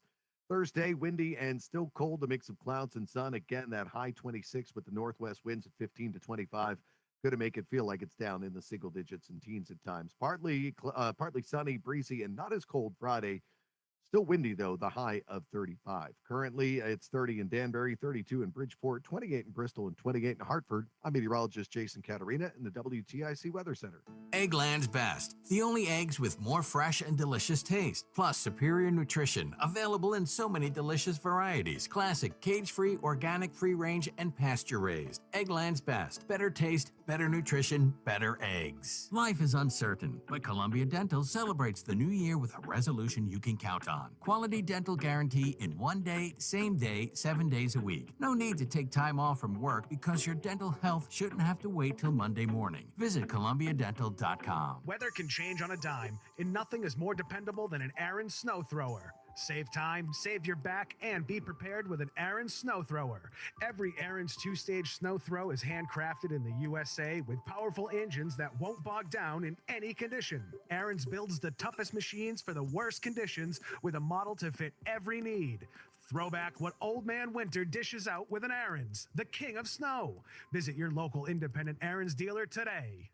Life insurance. 1 minute. Putting it off. Can't afford it? Too much hassle? Think you don't need it? There's lots of excuses for putting off life insurance. But if you weren't there, who would pay the mortgage and other bills? With Ethos, you could be covered in 10 minutes and boom, family protected. Ethos, fast and easy online term life insurance. Up to $2 million in coverage with no medical exam. Some policies as low as $1 a day. Answer a few health questions and get your free quote at getethos.com.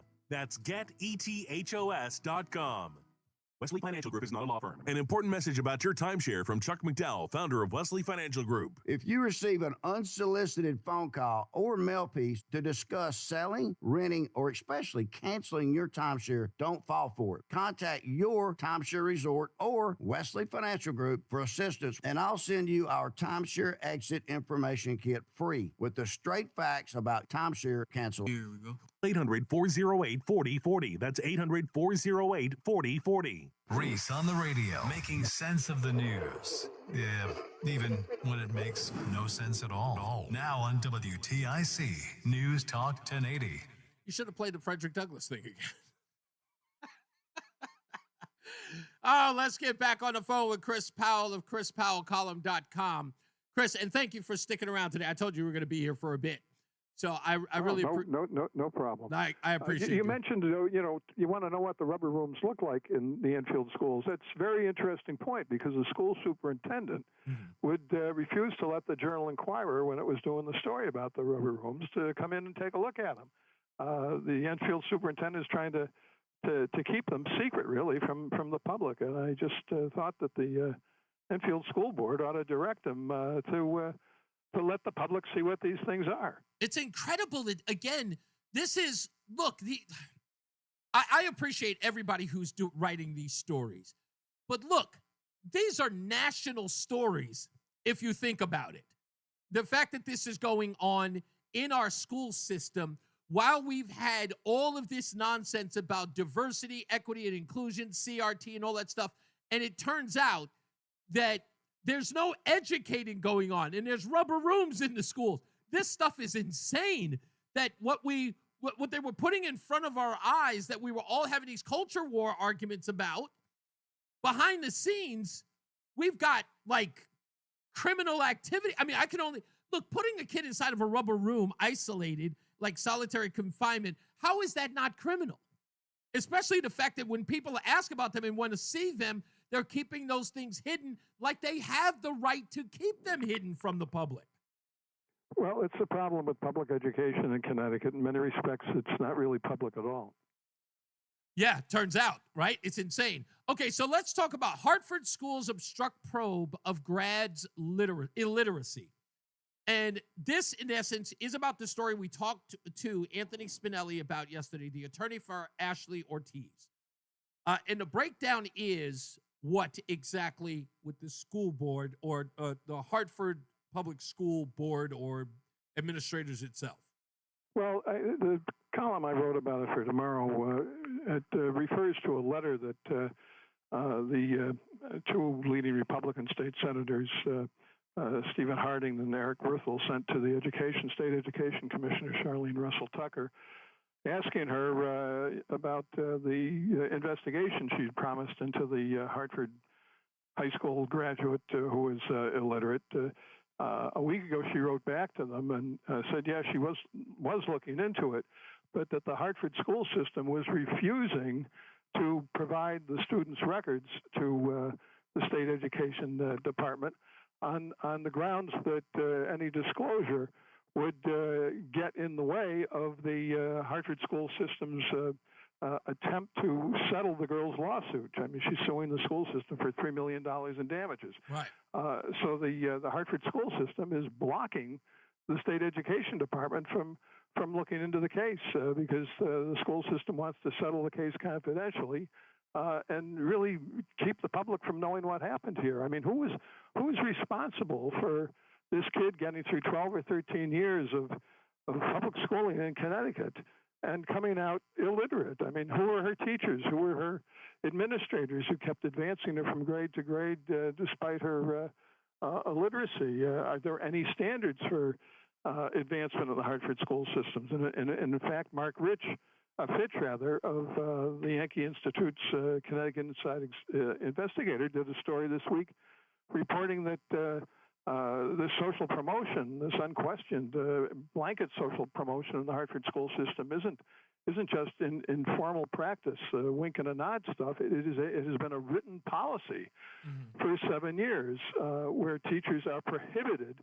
from failing students, even if they don't show up to school. Yeah. This, it is the national scandal that you were talking about. It is public policy in Connecticut that, you can get a high school diploma even if you learn nothing, even if you don't show up to school. Very interesting detail in Mark Fitch's story at Connecticut Inside Investigator. He reported that last year, the Hartford school system reported its highest graduation rate in many years, 78%. And at the same time, it had a chronic absenteeism rate of 27%, and the chronic absenteeism rate in its two high schools, Hartford Public and Bulkley, was about 50%. Indeed. So how the hell can a rising graduation rate correlate with a rising chronic absenteeism rate? That is, you would think the kids are doing better the less they attend school. Yeah, right. Exactly. The school's doing nothing for them, but yet they're graduating.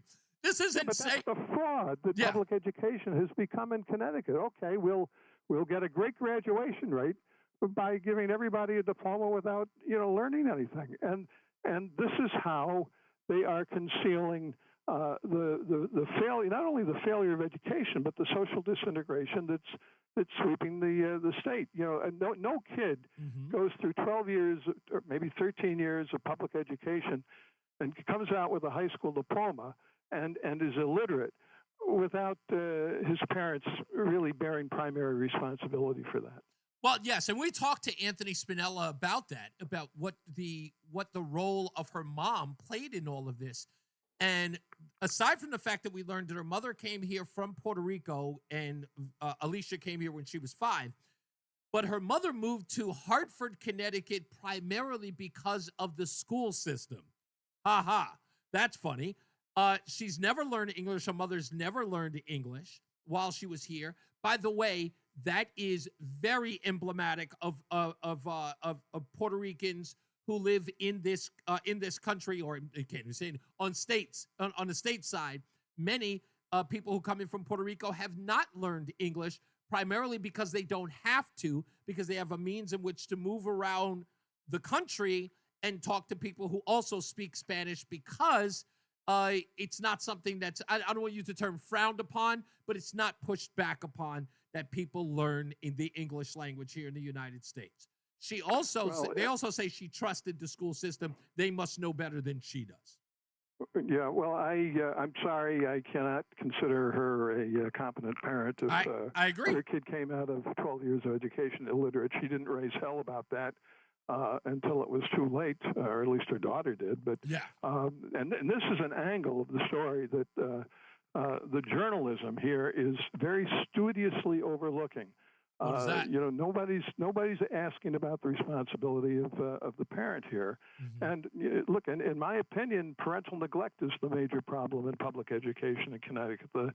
The social promotion that's devised by the teachers and administrators is profoundly wrong, but it's a secondary problem. If you have parents who are determined that their kids get a good education, they'll get a good education. At least they'll get an adequate education.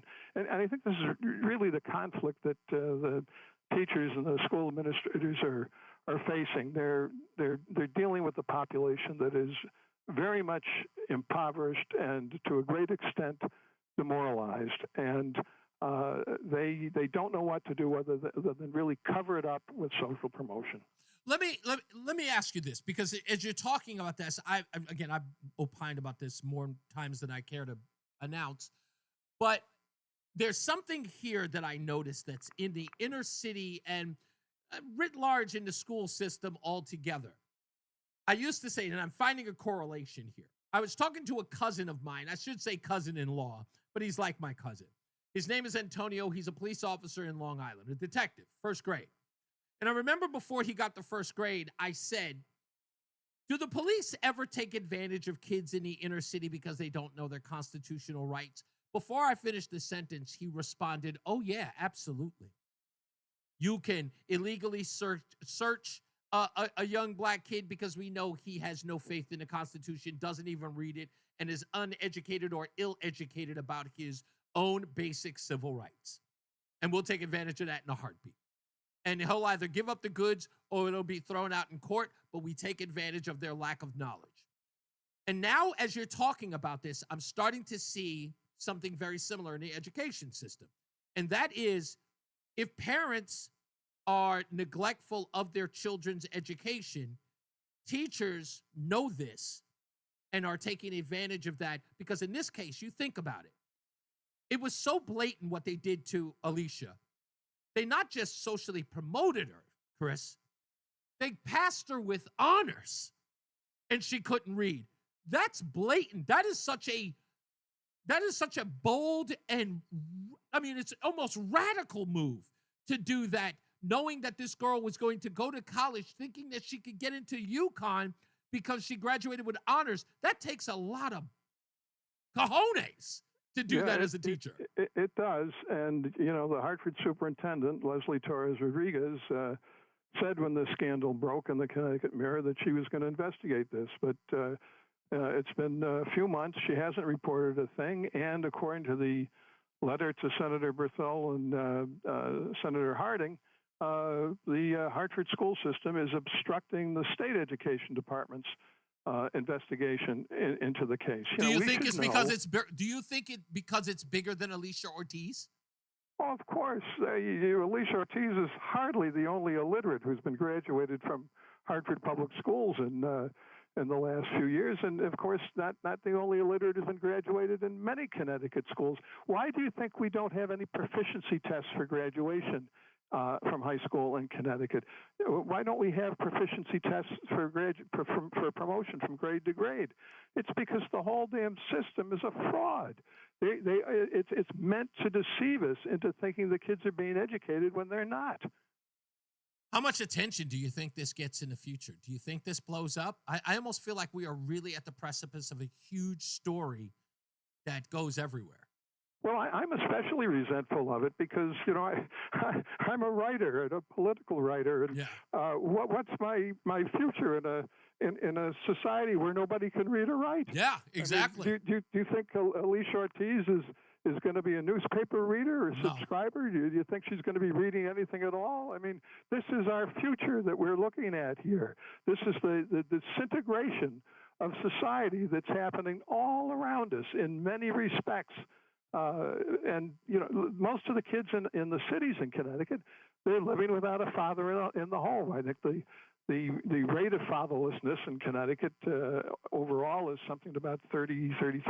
But in the cities, a majority of the kids are growing up without a father. And now they're going to grow. That's the fast track to a lifetime of poverty and unhappiness. And it's not even discussed as an issue. Well, no, because, see, this is where I get into the weeds here.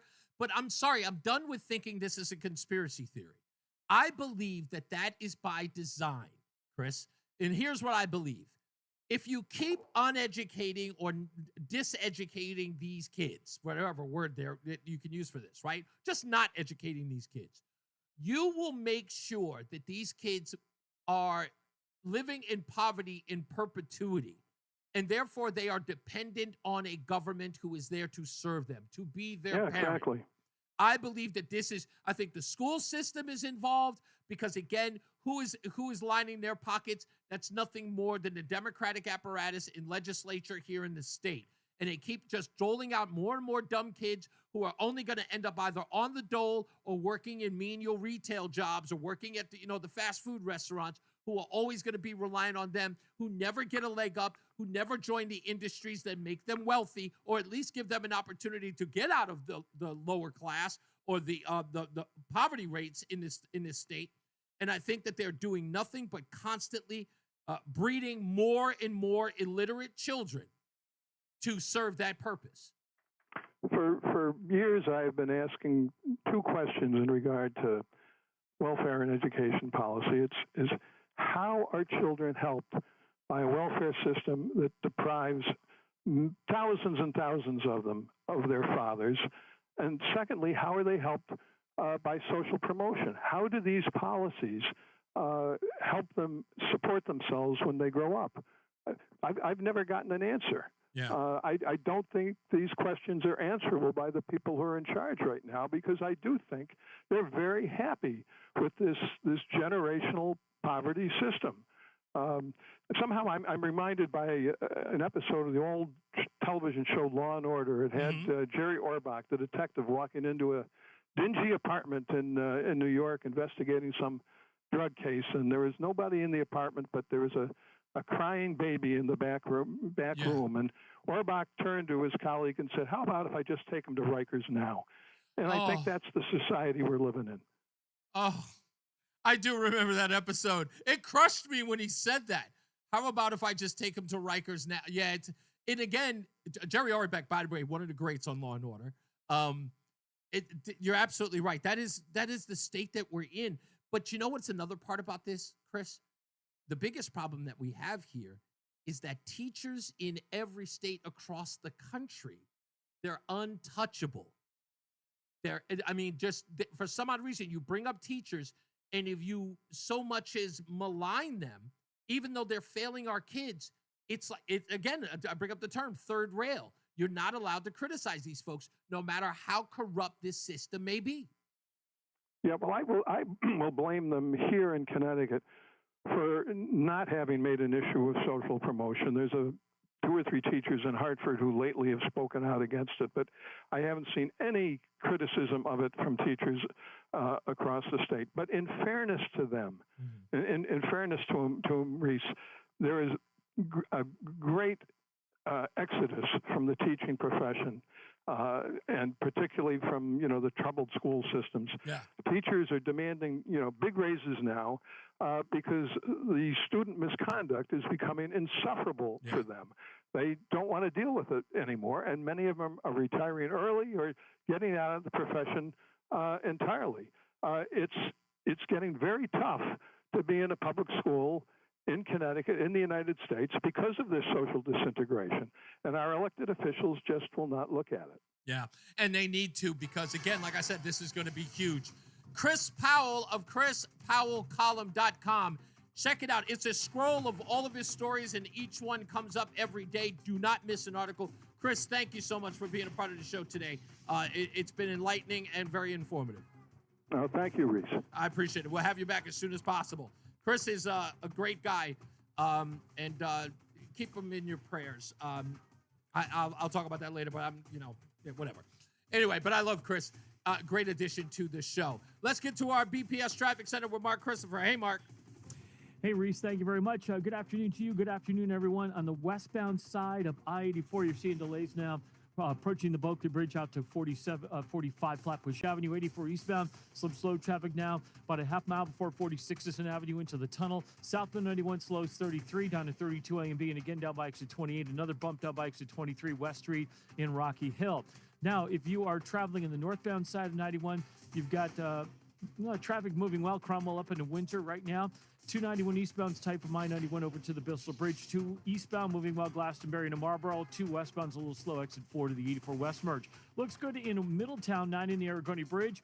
It's a little slow, 9 northbound between 22 and 24 as you make your way into New Britain right now. Now, if you're on the eastbound side of 84, looks like an accident up by exit 33 in Plainville. Multi-vehicle accident, left lane blocked. And looks like delays are back to 32 Queen Street behind that. Westbound side of 84, you've got slow traffic 26 in Cheshire, up to 25 in Waterbury. Southbound side of the Parkway, tight now as you move down by 61, sluggish right down into the West Rock Tunnel. Southbound 91 New Haven, slowing 3 into the 95 interchange. 95 southbound, you've got delays from 46 to 43 in West Haven. And in Haddam, Route 154 shut down at Plains Road, tree and wires down at that location. Traffic and weather together on the 8th WTIC News Talk 1080. WTIC weather. Partly cloudy and breezy tonight, quite cold, the low down to 18. Then it'll be windy and quite cold as we head through the day on Wednesday with a blend of sun and clouds. That high of 28, well, it's going to feel like it's in the teens at best with the strong west-northwest winds. Still windy, still cold on Thursday with a mix of clouds and sun. The high 26, again feeling like it's well down in the teens at best. Partly sunny, breezy, not as cold Friday, the high 35.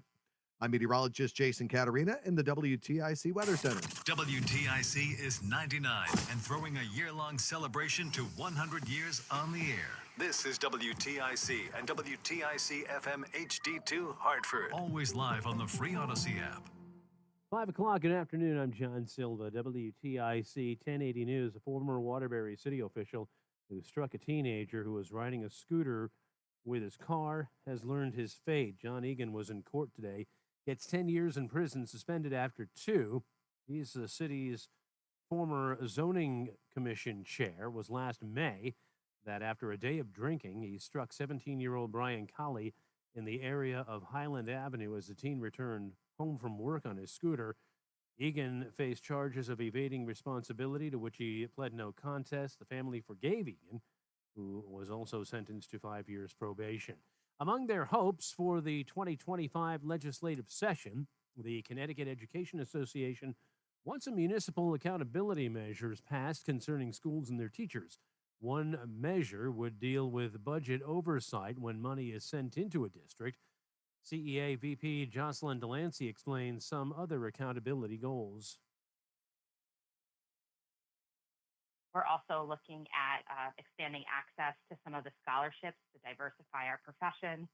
We have some fair dismissal language that we feel is really critical and important to make sure that teachers want to go into the profession because they have fair systems and they're safe in their jobs. Governor delivers his State of the State to a joint session of the legislature tomorrow. We will carry that speech live here on WTIC News Talk 1080. The casket carrying the remains of former President Jimmy Carter have arrived at the Capitol. His casket will be carried right up these main steps directly into the Capitol Rotunda, where a ceremony will be held in his honor. That will be led by the new Senate Majority Leader John Thune, as well as House Speaker Mike Johnson and Vice President Kamala Harris, all of whom will deliver eulogies and lay wreaths in his memory. Correspondent Nicole Killian. Carter's funeral is Thursday at the National Cathedral in Washington, D.C. Some displaced residents of the Concord Hills apartments in Hartford still looking for long-term housing 5 months after a fire. The city has been paying for temporary shelter, but that support runs out Friday. Luke Melanakis Harrison of the Connecticut Tenants Union says unless something changes, 7 families may be out on the street when the deadline arrives. We're just, once again, trying to prevent these folks, particularly these families and kids and folks with disabilities, from falling into homelessness, because it's a lot harder to crawl back out of homelessness than it is to prevent He it. says 4 other displaced families recently found homes through the Gray Hill Group. That's the landlord that's been faulted for not making city-mandated repairs at the complex that burned. Last month, the city referred the owners of the Gray Hill Group for state prosecution, but the owners blame the city for filing a lien on the property, leading to an insurance company to withhold funds for the repairs. The parent company of Facebook and Instagram taking action similar to what they've done at X, ending the fact-checking program. Fact checkers have just been too politically biased and have destroyed more trust than they've created, especially in the US. So over the next couple of months, we're going to phase in a more comprehensive community notes system. Meta CEO Mark Zuckerberg says restrictions on mainstream discussions to 0 on illegal activity. Federal judge has temporarily blocked the public release of special counsel Jack Smith's report on investigations into President-elect Trump as an appeals court weighs a challenge. The fake witch hunt started by the DOJ, having to do with books and records, and Biden had many more, and he wasn't protected by the Presidential Records Act. I was. But all of that fake stuff that took the lives of people, I mean, literally destroyed people. People are destroyed because of what they did. The Wall Street Dow down 178 points today. The NASDAQ off 375. S&P gave back 66. For these stories and more, go to WTIC.com. I'm John Silva, WTIC 1080 News. Hi, Tom Shattuck here. I bet putting my money up knowing I'll win. That's why I bet on Awaken 180. It was a sure thing, and the results proved it to all of us.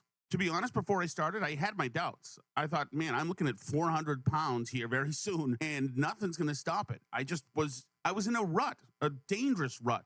Something had to be done. So when I talked to Paige Lopez of Awaken 180 Weight Loss, she was thrilled and exuberated at how big I was because she knew how much weight I was going to lose. Same with all my coaches. They knew it. They knew it was a sure bet.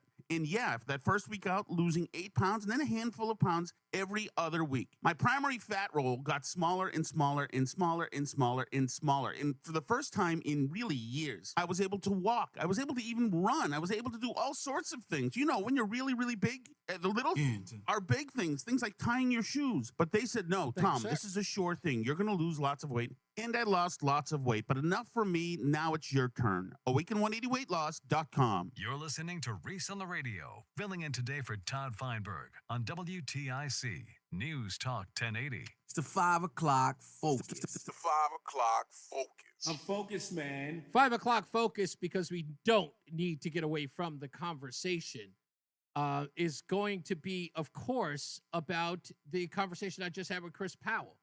What should be done with Hartford schools? Do you have an opinion? What should we do? I mean, is there anything to do, or are we just going to have to deal with it? In fact, let me see. Do I have enough time? I got a minute. Let's take a minute with Dave in Ellington. Thanks for holding, Dave. I appreciate you, sir. Okay, so what are you going to do with Hartford schools? Well, my question is, what can you possibly do at this point? Do we demand answers for them? Because it looks like they're going to hold out until they settle with this girl and keep the records for themselves. Okay, so let me tell you a story. I was 5 years old. I went to Fox Middle School in Hartford. I took the Connecticut Transit bus there every day. Cost me a nickel. Wow. I took the Connecticut Transit bus home every day. It cost me a nickel. I walked home one day from Fox Middle School. I'm walking down the road. The bus driver pulls over and says, "What are you doing?" I said, "Well, I lost my nickel in the air vent when I was playing around with it this morning. So I don't have enough money. I didn't have a nickel to get back on the bus and go back home." The guy stops the bus, says, "Hey, get on the bus." I'm sure there's an anecdote. This guy knew my mother. It's a different day now. Bus driver knew my mother, says, "Get on the bus."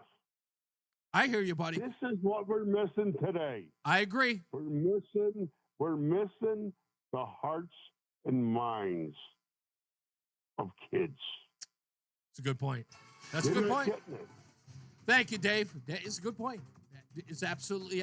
I think that just too much bureaucracy. That's where we are. Let's get to Mark Christopher again in the BPS Traffic Center. How are we doing out there, Mark? Hi, Reese. Thank you very much. Good afternoon to you. Good afternoon, everyone. This traffic report being brought to you by Tab Computer Systems, a 100% employee-owned company. And if you're heading into Hartford right now, southbound 91 delays 33 down to 32 A and B. Again, down by exit 27 and 28 on the Hartford Weathersfield line. You got a good ride northbound 91 Cromwell up into downtown Hartford. Westbound 84 slowing, approaching the Bothia Bridge to 45 Flatbush. 84 eastbound tight 46 up to 48 Capitol Avenue. 291 eastbound, you'll lose some speed off of I-91 over to the Bissell Bridge. 2 eastbound moving well Glastonbury into Marlboro. Quiet Middletown. If you're traveling 84 eastbound, look out for an accident up by exit 33 in Plainville. And right now, looks like that is blocking the left lane there. So you've got delays back to exit 32 Queen Street behind that. Waterbury looks good, 84 and 8. 91 southbound's a little slow. 3 down in toward the 95 interchange in New Haven. 95 southbound delays 46 to 43 in West Haven. At Tab Computer Systems, our employee owners are dedicated to your business success. We offer affordable enterprise-grade solutions in cybersecurity, VoIP, compliance, IT consulting, implementation, and support. Technologies advancing business. Tab Computer Systems. Traffic and weather together on the 8s. WTIC News Talk 1080. WTIC weather. Partly cloudy, breezy, and quite cold tonight. The low down to 18, then windy with a blend of sun and clouds on Wednesday. The high of 28 is going to feel like it's well down in the teens at best with the strong west-northwest winds. Tomorrow night, overcast and breezy, the low down to 16. Thursday, windy and colder, the high of 26 with a mix of clouds and sun. Again, feeling like it's down in the teens, if not the single digits at times. Then for Friday, a partly sunny day, breezy, not as cold, the high of 35. Right now, Meriden at 30. It's 28 in New London, 27 in Hartford. I'm meteorologist Jason Caterina in the WTIC Weather Center. Join us this Sunday for Tumulo Financial, your go-to for retirement planning and taxes. Tune in to the father and son duo from 7 a.m. to 8 a.m. or catch the replay from 5 to 6 p.m. Tumulo Financial Retirement Planning with Integrity on WTIC News Talk 1080. Men, the new year is here. And if you're like many of us, you're going to make a resolution to improve your health. But if you're feeling sluggish and low energy, if your sleep patterns are off, if you've been working out and aren't seeing the gains you used to see, making that resolution may not be so easy. This is Dale for Northeast Men's Health. And if you're feeling the way I just described, we can likely help you with that resolution because those symptoms probably mean you're suffering with low testosterone. And at Northeast Men's Health, we're experts in treating this condition. With our low T protocols, if you're like most men, the change will astound you. You'll feel more energy and better mental clarity. Your sleep will improve. Your workouts will be better, and you'll likely find your sex drive goes up as well. So call us today and get treated for your low T. Your initial visit is only $99 and includes blood work and a medical consult. And if you start on testosterone the day of your appointment, your visit is free. Call 800-930-5956 or go to northeastmenshealth.com. We have 5 offices: Salem, New Hampshire, Dedham, Marlborough, Woburn, Farmington, Connecticut. Wesley Financial Group is not a law firm. If you own a timeshare, public service announcement from Chuck McDowell, founder of Wesley Financial Group. If you receive an unsolicited phone call or mail piece to discuss selling, renting, or especially canceling your timeshare, don't fall for it. If you really want out of your timeshare, hang the phone up immediately or throw that mail piece in the trash and contact your timeshare resort or Wesley Financial Group for assistance with your timeshare. As the only Inc. 500 timeshare cancellation company, our knowledge, experience, and results has made Wesley a trusted resource for over 40,000 families we've helped get out of their timeshare. Give us a call and I'll send you our timeshare exit information kit free with the straight facts about your timeshare and cancellation. Call for your free info kit. 800-329-2121. 800-329-2121. 800-329-2121. It's the 5 o'clock focus. It's the 5 o'clock focus. I'm focused, man. And we are back. It's Reese on the radio. NewsTalk 1080 WTIC, the 5 o'clock focus. Of course, we've been talking all day about the Hartford schools and this scandal. Plenty of people reaching out to me behind the scenes, talking to some people in Enfield, or at least we will be in a little bit. Hopefully, we'll get some administrators there. If not, maybe some elected officials as well. Let's go to the phones. Matt is in Bristol. How are we doing, sir? Hello, Mr. Douglas. Mr. Hopkins. How are you doing? I love it. Thank you. How are you you? doing, sir? Pretty good, sir. What's up? Yeah, no, so I didn't have a chance to call in. Well, you had a guest on. So, yes, that was either a conference caller or a crazy liberal because he did not want to hear your answer. Oh. He just wanted to berate you. It's like he had the next line already written for him, and yeah, I don't even associate with those people. It's almost like telling someone you're not allowed to compare yourself to anyone. And I'm like, you really can't use that against me. I hate when people do it, but only reason why I hate it is because they do it to me. And if they knew any better, they knew that if you wouldn't even bother. Most people wouldn't even bother. What do you think about this Hartford school system thing, Matt? Do you think that this is going to get exposed, or do you think they're going to be able to cover this up until somebody gets distracted into another story? Very easy. Cover up. Gone. I don't think, Never be seen I again. don't think that the people who are involved, or at least the people who want to get the word out, I don't think they're going to the right places. And if they don't, and if those people aren't interested, then I would expose them too. Because, look, I'll be honest with you. If we know, I'll put it this way. Would it be a scandal if you found out that 50% of Hartford high school students were socially promoted and had less than, let's say, all failing grades throughout their high school, and they were all illiterate? Would it be 50%? Like, what would be the percentage that would say, oh my God, this is a scandal of epic proportions? There is It doesn't exist. It could be 90%. And it I don't wouldn't think matter. It would make a difference. No, I really man. don't believe so. I think that somehow they think they're doing the kids a favor by doing that when really they're harming them.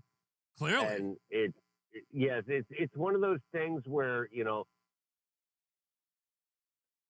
there's these good deeds that end up hurting people, and they'll never realize it. It's like the racism of low expectations. It's the same thing. That was one of the teachers said exactly that. It's the soft bigotry of low expectations. It's like, let's just socially promote these kids. And she said that based upon Mark Fitch's story about the kids getting, even if they don't show up to school, they have to get a minimum of 50 for the class, even though they don't show up. And the worst part is that even if, like, they have to come in for their midterm and their final exam and be graded on whatever they do there. But if every other class is 50, and let's say they do 27 on their midterm or 25 on their final, their grade average allows them to be promoted to the next grade because they've gotten 50. You know, it's the aggregate score. Didn't that all start, though, with public funding of school? I remember something about public funding of schools where they had to basically promote kids to get public funding. Indeed. I don't remember exactly graduation rates, right. There had to be a degree of accountability that the children needed to have, like your school had to have this amount of grading, this amount of graduation, this amount of testing scores. This was all about that. So instead of actually improving the scores or improving the education of these kids, teachers started cheating. And that's why we had that huge Atlanta school scandal back in the late 90s, the early 2000s, where we had all of those teachers and administrators in Atlanta, Georgia, who were sent to prison because they were lying about these kids' grades so that they can get federal funding. Yep. And this happens in the medical field and now education, where they fudge the numbers so they can make up for whatever law that is put through. And by the way, can we get a little clap for Justin Trudeau leaving, please? Oh, yeah, of course. Of course. Hey, I got him yesterday. We definitely do. I totally appreciate that. No Child Left Behind was actually George W. Bush, Michael B. But he did expand on that. But that's, you know, again, when the federal government gets involved in, you know, civics or in public works, that's exactly what happens. The corruption begins. Thank you, Matt. Yep, I appreciate you. You don't mean it to be bad. Yeah, Yep, exactly. absolutely. You got it, buddy. Thank you. Kim is in Cromwell. How are we doing, Kim? Yeah, it's a real disgrace, and they should probably put the system into receivership and bring in some independent people here. Explain to me receivership. I've never heard that term before. It's not usually done with education, but I think they're going to have to bring in some outsiders to get some people back on track here. Okay. Whether this is emanating from the teachers or the union or the administrators, it really does do more harm in the long run to the student. And they may not realize it yet, but this is malpractice. Yes.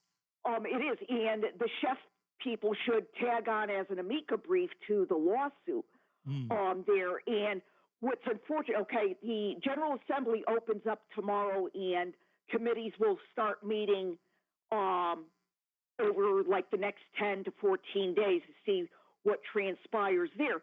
But two of the chair people are people associated with cities. And it sounds like they play this game of they oblige the teachers' unions and then pay lip sync to them and pretend they're with the public. And all they're doing is just prolonging this lifelong thing of, okay, we'll just hope and try and get money and redistribute to people, but will not try to develop some skills in the people because we can count on the welfare system to provide. And it sounds to me what the Democratic Party has become about is they see the way to job security. If you get some people into working as social workers and whatever, and keeping the poverty going, right, and not doing anything for the folks there with trying to get them into, survivable fields and whatever, and just being able to function on their own 2 feet, is they're trying to cultivate compliance. And it's a game. You give me the vote, yeah, and I will ensure that you get your food stamps. Not that food stamps is going to go a long way to leading you to a very productive life. It's like a bribe. But Kim, you're in because you tutor children, if I'm correct, right? Yeah, I've done that. Yeah. Okay, so you're in a tutor. So help me if I can, because it sounds like you're very involved in education, and I know that of you. But what I'm trying to understand here, as far as I guess maybe I'm answering my own question, but tell me, with this young lady suing Hartford Public Schools for $3 million, Anthony Spinella is asking parents, if your kid was affected by this in some way, if they were socially promoted, join me so that I can prove that this is happening in the school. As you're talking... Yes, I think he should go after the systemic behavior. Not everybody's going to be Shakespeare Einstein. Yeah. But let me, Kim, I want to ask you... orally, I mean, that's the malpractice of the greatest kind. And just to go along with it, and everybody says, oh, it's just the stress off of me. I don't have to prepare a lesson for her, and we just want to get her out of here. How can you be a mentor? But Kim, this goes to my broader point. Let me ask you this, because as you're talking about this, I'm thinking in my head, like my brain's going a mile a minute. Perhaps the reason why Anthony Spinella has not heard from other parents is because they're benefiting from the social promotion and they don't want to turn over the apple cart. They probably do, because they're figuring if the kid is being passed on, they'll think, well, they got ABC covered. They've got the basic diploma that they can write on their application or whatever, and they don't have to worry about this. But we're also in an age where they're missing in the work environment creativity. Yes. People to be somewhat computer illiterate and know how to navigate and multitask all that electronic stuff on there. Some customer service skills. You may have to deal with some adversity at times. Critical reasoning. How you may not have the biggest title in words, but you could be the help desk person. Yeah. You could be the translating person. And they're only setting kids. She got cut off. I think she was put on hold. Can't live on $40,000 a year in this state. Yeah, exactly. And that's the part I don't understand. Is like, look, it doesn't matter if your kid ended up getting a diploma that they didn't earn. In the end, the diploma isn't worth the paper or the sheepskin it's been printed on. Because that's right, it isn't. When they get there, who do they think they're fooling? Yeah, and then it's sending her on to UConn and stuff. And now the scheme has been found out. And it's almost like they're trying to say, okay, she's a challenge. Maybe it would take more hours or intense time for us. We don't want to put the effort. We want to be her friend and get her cooperation and try and, please her and this and that. Yeah. We do know in education today, not everybody learns at the same rate, excels, yeah. the same depth. So one thing that the education system has developed is we've learned when we can do education, where we can do it, how we can do it, over what range of time. Some people start late. Some people learn later in life. You've got Zoom, you've got online, you've got workshop, you've got weekend, you've got all these modalities out there. Some of that has come forward, but why they're not using that very strength is beyond me. Yeah, I don't either, Kim. Thank you so much, Kim. I love it when you call in about this education stuff. You're on point, and I appreciate the call. Thank you so much. Everett, we'll get to him real quick. All right, Everett's in East Hartford. How you doing, sir? Good. Somebody already stole my line, Mr. Douglas. When does a conspiracy theory become a conspiracy? I mean, how much evidence do you need? Jimmy Carter created the Department of Education, he also pardoned all the people that were draft dodgers. Yeah. And they had all these job openings in the Department of Education at the same time. They also started a Department of Child and Family Services, like I like to call Destroying Children's Families. Yeah. BCS was a part of my life every day. As a parent, they've taken away my right as a parent. When I showed concern about my child's education, I was made the bad guy and ended up defending myself. Because of DCF, I was considered hostile. See, my kids are not getting a good education, and I seem to be hostile. Right. How dare you have a problem with that? Right. So, I mean, and now you got teachers' unions, and again, the federal government, they're trying to protect themselves. They don't want to get rid of the Department of Education. They've had it since 1979. And you know what's established. You know what's crazy, Everett? This is the same teachers union, and these are the same teachers in Hartford. You said it. These were the same teachers who said that these children are our children. You went so far as to suggest that they were yours more than they were their parents' children. And to find out, they want to make parents that go to these meetings. criminals, exactly. Federal criminals for being a parent.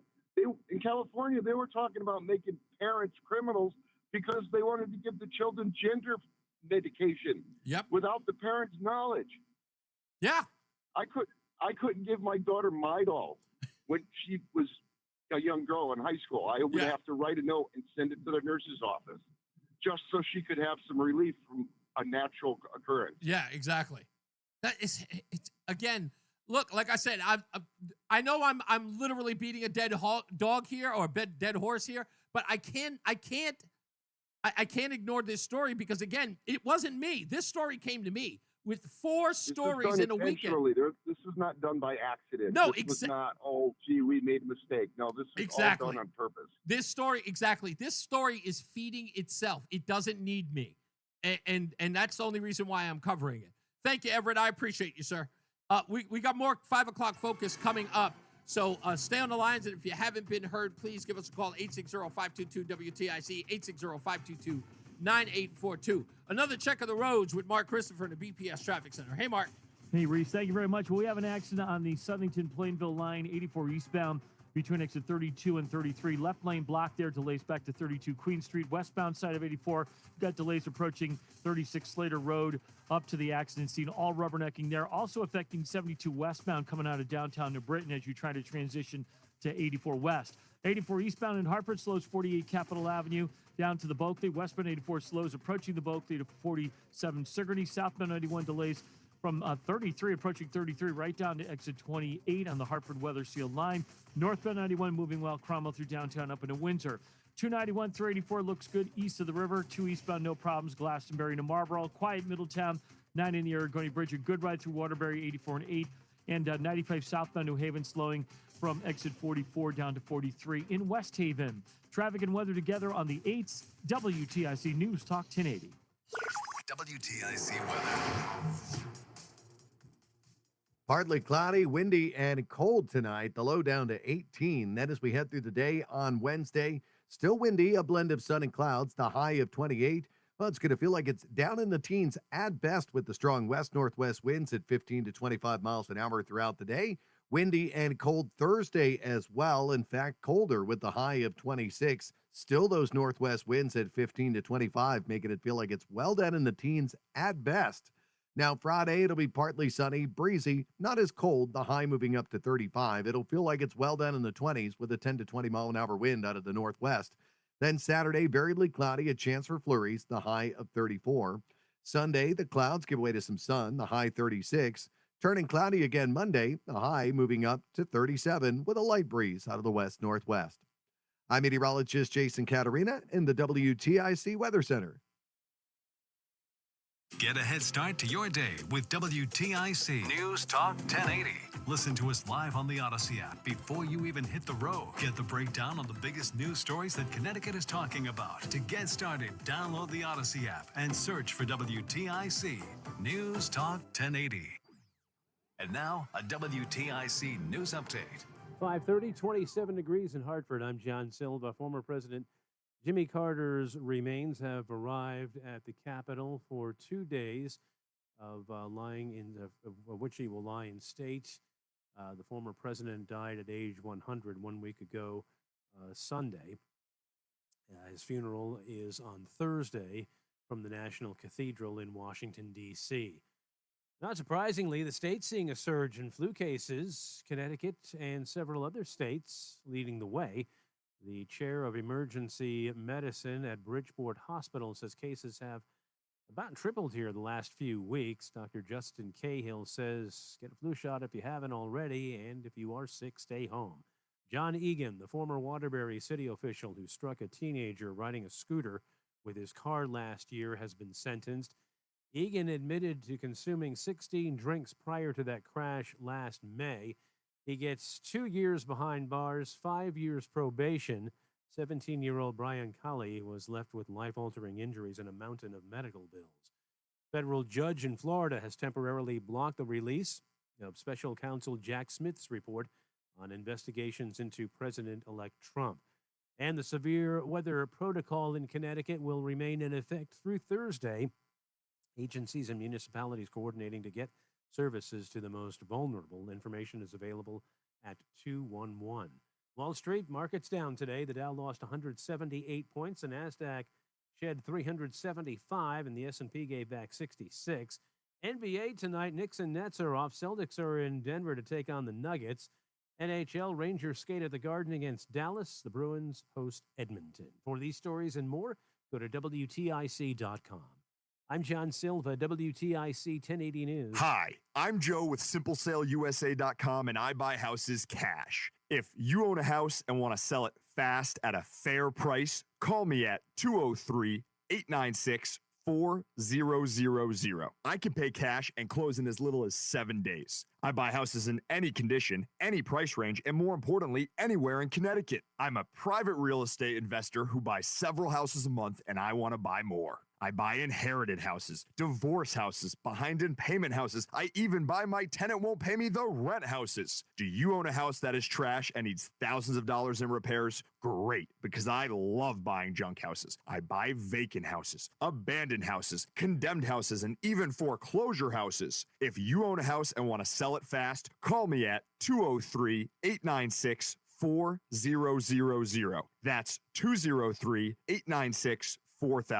203-896-4000. We all hear about the IRS. They tell you to be afraid, to be scared, and they try to frighten you into calling. I'm not here to do that. Tax Relief Advocates is different. TRA is here to tell you that if you owe money to the IRS, whether it's $5,000, $50,000, or $500,000, we have a solution. It doesn't matter if you're sitting in your car, at work, or with your kids. No matter where you are, call now. 800-575-6481. Don't lose hope. TRA can eliminate or reduce what you owe to the IRS. Generous programs are now available that can give you a fresh start. Our passion is taxes and helping individuals fix their IRS problems. We have over 1,000 5-star reviews on Google and an A+ with the Better Business Bureau. You don't need to be afraid of the IRS any longer. End your tax nightmare today by visiting us online at TRA.com or call 800-575-6481. 800-575-6481.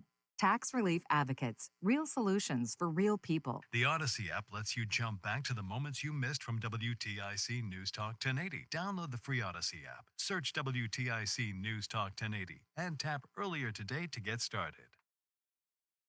It's time for what happened was, which pretty much we already know what happened was.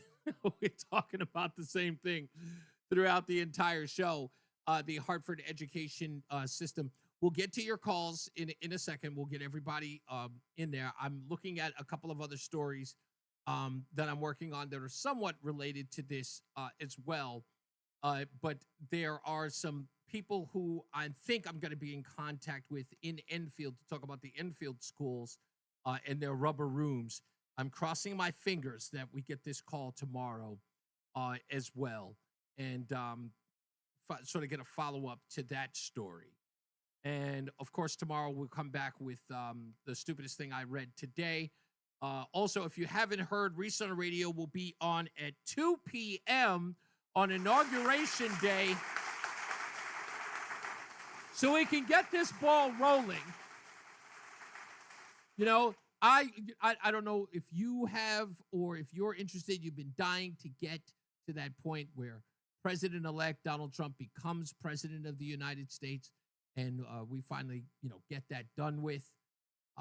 I've been asking for that to happen a month ago, but we have to wait until the 20th. So I'm going to be on at 2 o'clock early. So we're going to have a whole bunch of stuff planned for you. I'll be working on getting a bunch of stuff worked out for that day. I'm not going to do a lot of guests, but many people do the guests during that. Well, let's talk to Congressman such and such. I don't do that a lot. And I know I've had guests on for the last 2 days, but it's only because this story were written by the people who wrote these articles, and I want to give them their shine because they are putting a light on something that needs to be shown to plenty of people, and the outrage is real and is palpable. And again, I'm stunned that there aren't a lot of parents who are outraged about this. But now I'm starting to think maybe there is a reason for that, and that is their kids graduated. I ain't saying nothing. I ain't gonna tell. He got his promotion. He got his diploma, and we'll just move on. But your kid's gonna go out there in the real world and have doors slammed in his face. He or she is going to deal with a lot of rejection out there. And that frustration, my wife told me a story yesterday during our walk. And I'm not going to lie. At first, I thought about it and I said, well, why would you have a hang up about that? Here's the story. She says, the reason why this story bothers me so much in Hartford is because when I was 5, I couldn't read. And I couldn't get anyone to help me learn how to read. And that bothered me so much. It made me so ashamed of myself that when she had Ellis, the boy, she had him reading by the time he was 3 because she never wanted him to feel that shame. And in my head, I'm going, you were 5. How much shame could you possibly? I don't even remember when I started reading, but she really remembered that. And not being able to read bothered her. And now she's an avid reader. But again, I don't think of that stuff in that way. I've always kind of been able to read. I've always picked up a newspaper or picked up a book. I hate reading, but I've always known how to read. It's not that I don't know how to read, that I don't like reading. I just don't like the act of reading. So when I hear her talk about that, I'm like, wow, like this resonates with people. And I get that. I'll tell you a story about R. Kelly and Fantasia when we get back.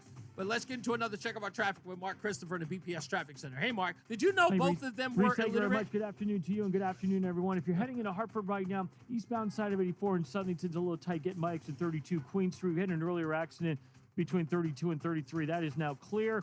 After that, you've got some slow traffic, 48 Capitol Avenue down to the Bulkley Bridge. Westbound 84 is tied up approaching the Bulkley Bridge out to 45 Flatbush Avenue. Southbound 91, look for delays from 33 down to 32 A and B. And that holds tight right down the exit 28 on the Hartford Weathersfield line.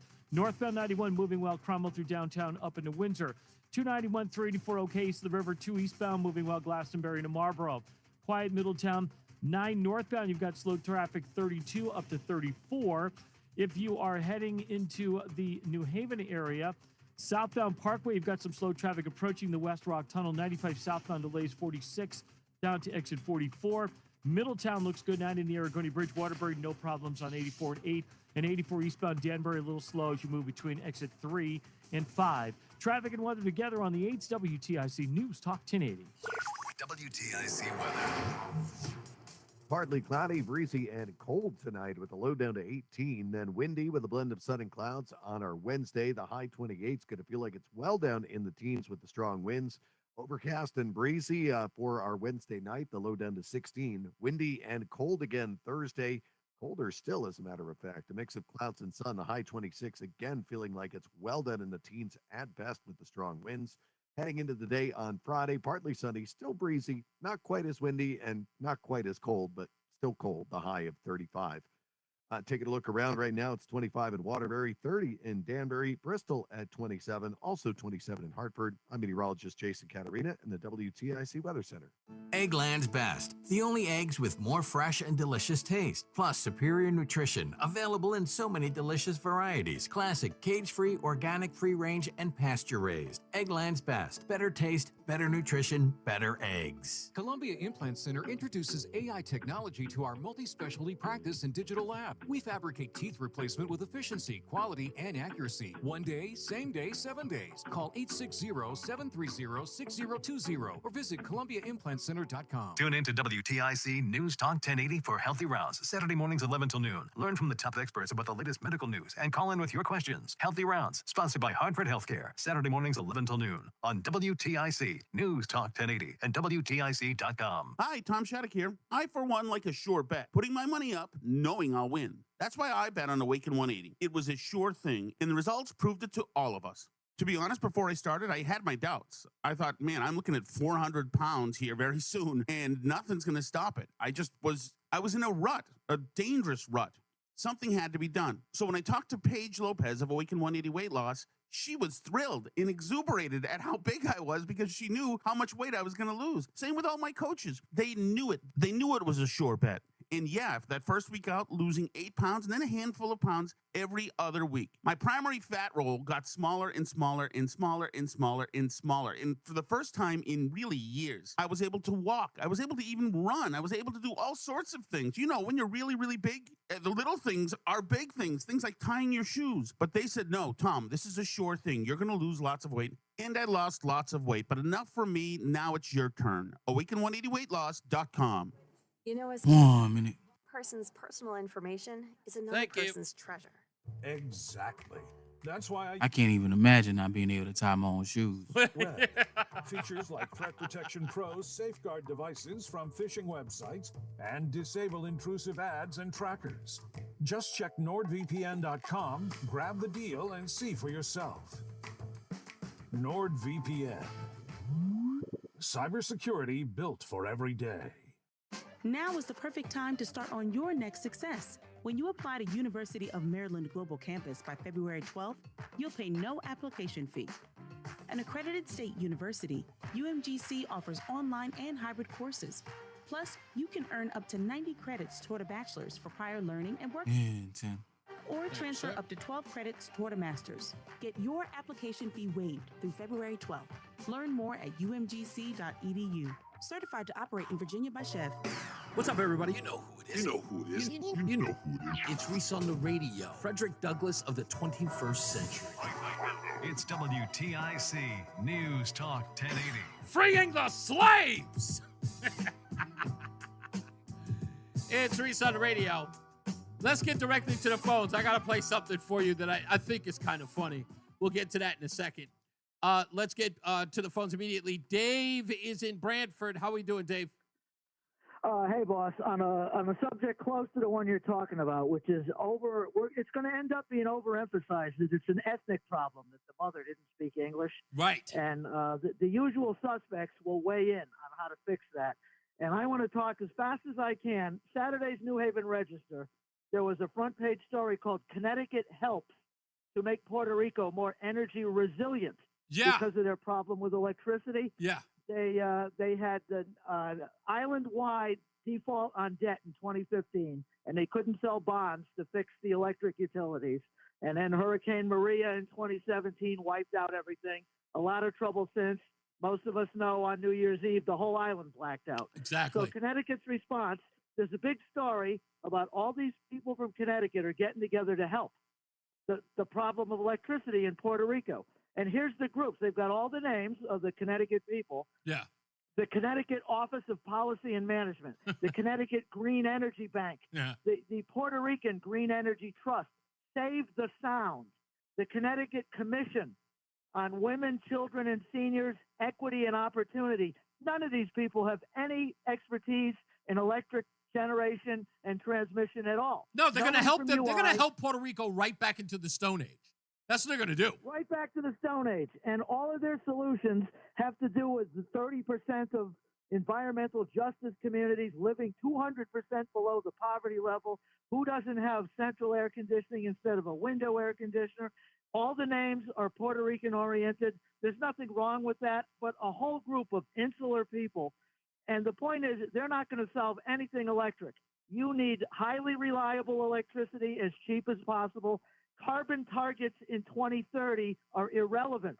You got to get the refrigerator running tomorrow morning. And that's what's going to happen in Hartford. All the targets are going to be from the Hartford community. Yep. You know, why the Spanish speakers aren't learning. To say, what difference does it make? Nobody's learning. And people like you, people like Chris Powell, you have shined a light right where it needs to be. I wish you had more solutions to offer instead of just shining a light on the problem. But thank God you're shining a light on the problem. And I'm done. Thank you, sir. Much appreciated. Don is in East Hartford. How are we doing, Don? Hi, good evening, Reese. This is my first time talking to you. Oh, pleasure. I'm a real big fan of Todd Feinberg back in the day when he was there. But listen, I don't live in Hartford, but I live just a little bit outside of Hartford, and I used to live there. I'm a Jamaican. Okay. And one of the biggest problems that the school system have in the urban areas is politics. I mean, you have the teachers union who fight for teachers to get tenure when they're not producing. Right.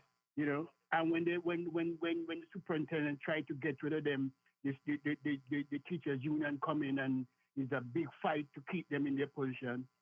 Secondly, as a black man, I always say, why won't we need more minority teachers? We need more minority teachers in the inner cities where the predominant minorities go to school. You know. Do you think that that is better than just good teachers in the school? Because I believe like a kid relates to a good teacher who's in. I think the biggest problem we have with young children and older people in the school system is that they don't relate very well. Like I got some teachers who come in and, you know, they do cooler things. You know, I know some teachers who do some really, really cool things that the kids relate to, but as they get older, that wanes. But some teachers really relate well to these high school students to the point where they're disciplined, they learn, they're happy to go to class. In fact, they're excited to. They hate it when they're sick and they can't go to class. So maybe we just need better teachers. I get the black thing. I know some people say that black kids need black teachers, probably for disciplinary reasons. But I think we just need better teachers, no? More dedicated teachers. Indeed. Not better teachers, dedicated Indeed. teachers. Thank you. You got it. Thank you, Don. I appreciate it, man. Thank you for calling. Let's go to hey, Commentaries in Texas. What's going on, buddy? What do you got for me here? I'm surprised nobody else is jumping on that tort either, because people love to try to give free money. You know, there's somebody out there right now with an idiot child, and they're just looking at them like, I know they done pushed you Yes. through. You can't spell job, let alone keep one.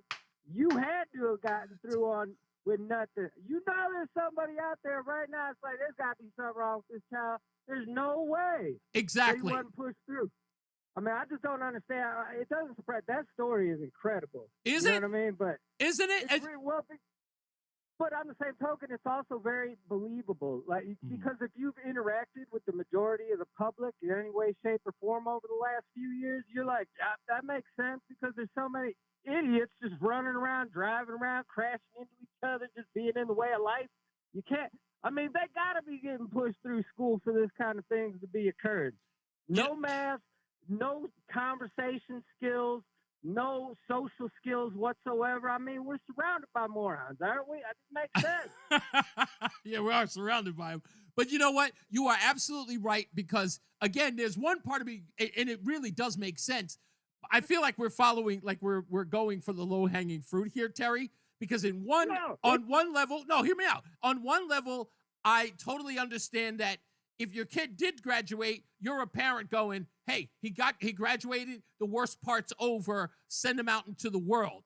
But on the other hand, you look at some of these people who feel like their life would be completely overhauled if they could get in on a quick payday. And you bring up a very good point. This girl could very possibly get $3 million. Why wouldn't another parent jump onto this? I'd make my kids be stupid if I could for $3 million. No, listen up. I'm like, man, just do this a little bit. Yeah. No, listen. You're not even right, buddy. You're not even right. Listen though. I look. There's got to be people out there because they're caught between a rock and a hard place. Right. For certain. But at the end of the day, even if you do have a paper that says that you graduated from high school, at some point, at least when a company's not promoting DEI or whatever the case may be, you do have to prove yourself. Exactly. I don't care if you're an engineer or a janitor, like we discussed in previous shows. You have to have a skill set, Right. and if you can't spell skill set, sooner or later somebody's going to pull you up. So in the long run, and you're also taking away from society. So I mean, you should speak up. The school should definitely be held accountable, and anybody that was involved in this. And I mean, she is definitely not the only one. But Occam's razor, so to speak. Yeah. You probably got a lot of people out there that are just too ashamed to say, "Yeah, my baby's an idiot," but what am I going to do? You know Right. what I mean? Yeah. They're already 22 years old. It's already done. I can't send them back to sixth grade. 22 You know what I mean? is the operative word there, because I think in this case it's a catch-22, because you're going to have to admit that your kid learned nothing. You're going to have to admit that your kid was not capable of graduating high school, and they were socially promoted. So there's a bit of shame in that. But again, I think that's the dynamic. That's the whole juggle. The juggle is, do I join this class action lawsuit, get paid, but I run the risk of telling people my kid learned nothing in school? So listen, I think I mentioned it to you in the comments one day, or the day that you brought this up. I work around Texas Tech University sometimes. This is supposed to be a good school in the country. Half the kids I see around that place they're dumb. They're straight up dumb. You can't even believe if they're fixing to graduate and move on into whatever venture of life. I was sitting outside of that. I was directly across the street from that school the other day doing work for a business and minding my own business, completing my paperwork. And I started hearing birds. I'm looking around up and down in the sky. I can't see nothing. I turn around. It's 4 college students picking one another up or greeting each other at the rich people apartments that they live in. You know what I mean? That are directly across. And they're like to each other. And they're I felt like I was in California. I bounced. This is just that stretch of street in Lubbock is full of the dumbest people. I swear. And they all go to college. They all pay $70,000 a year to be morons. Yeah. And I'm sure everybody out here has dealt with a manager at some business at some point where you're like, you're the manager? Yeah. Can you even spell manager? Spell manager. And they can't, you know what I mean? Anyway, I know I'm taking up all that's the time. okay, Terry. I love you, bro. Thank you, man. I appreciate the too, bro. call. You got it, man. Hey, let's go to Tony. Tony, what's going on, buddy? Hi. I mean, shame on Superintendent Torres. She should be checking on them at least 4 times a year to see what kind of group she has in the beginning, to see what kind of learning they're learning in midterm, and see what the end result is. Yeah, there's got to be There's got to be accountability. There's got to be checks and balances going on in here. Listen, if we are finding out that this whole minimum 50 thing has been going on for the past 7 years, and we have a truancy rate of 27%, 2 major high schools with over 50% of absentees, right now, it's a 5-alarm fire. Everybody should be running to this story. Hey, did I win the bagels? No, unfortunately, you did not. I'm sorry, Where Tony. are the bagels? We didn't. I know. We'll get the bagels back. I promise. Okay. All right, You got it, buddy. Bob is in Middlefield. How we doing, Bob? Hey, pretty good. Hey, listen, you just got to follow the money. Yeah. And if you follow the money, that's where all this stuff is going, because none of these kids get a great education at all. Yeah. And it's about these people lining their pockets at the risk of uneducating these kids. Exactly. And the thing about it is, the high crime about it is that it's not going to be worth the paper it's printed on. Yeah. The diploma, I mean, Yeah. And the fact remains is that this has been going on 30, 40, 50 years now. If I had to do it all over again, I'd homeschool my kids. I'd homeschool them, because those kids come out to be the smartest kids.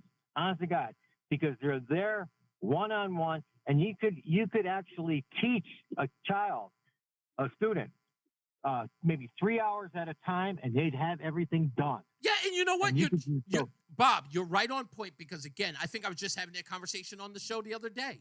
We are dealing with an antiquated education system because kids are learning Right now, if I wanted to learn algebra, which I've always sucked at, I can go on YouTube and learn the basics. I can take remedial math right now on a YouTube video and be an ace at it in a couple of hours.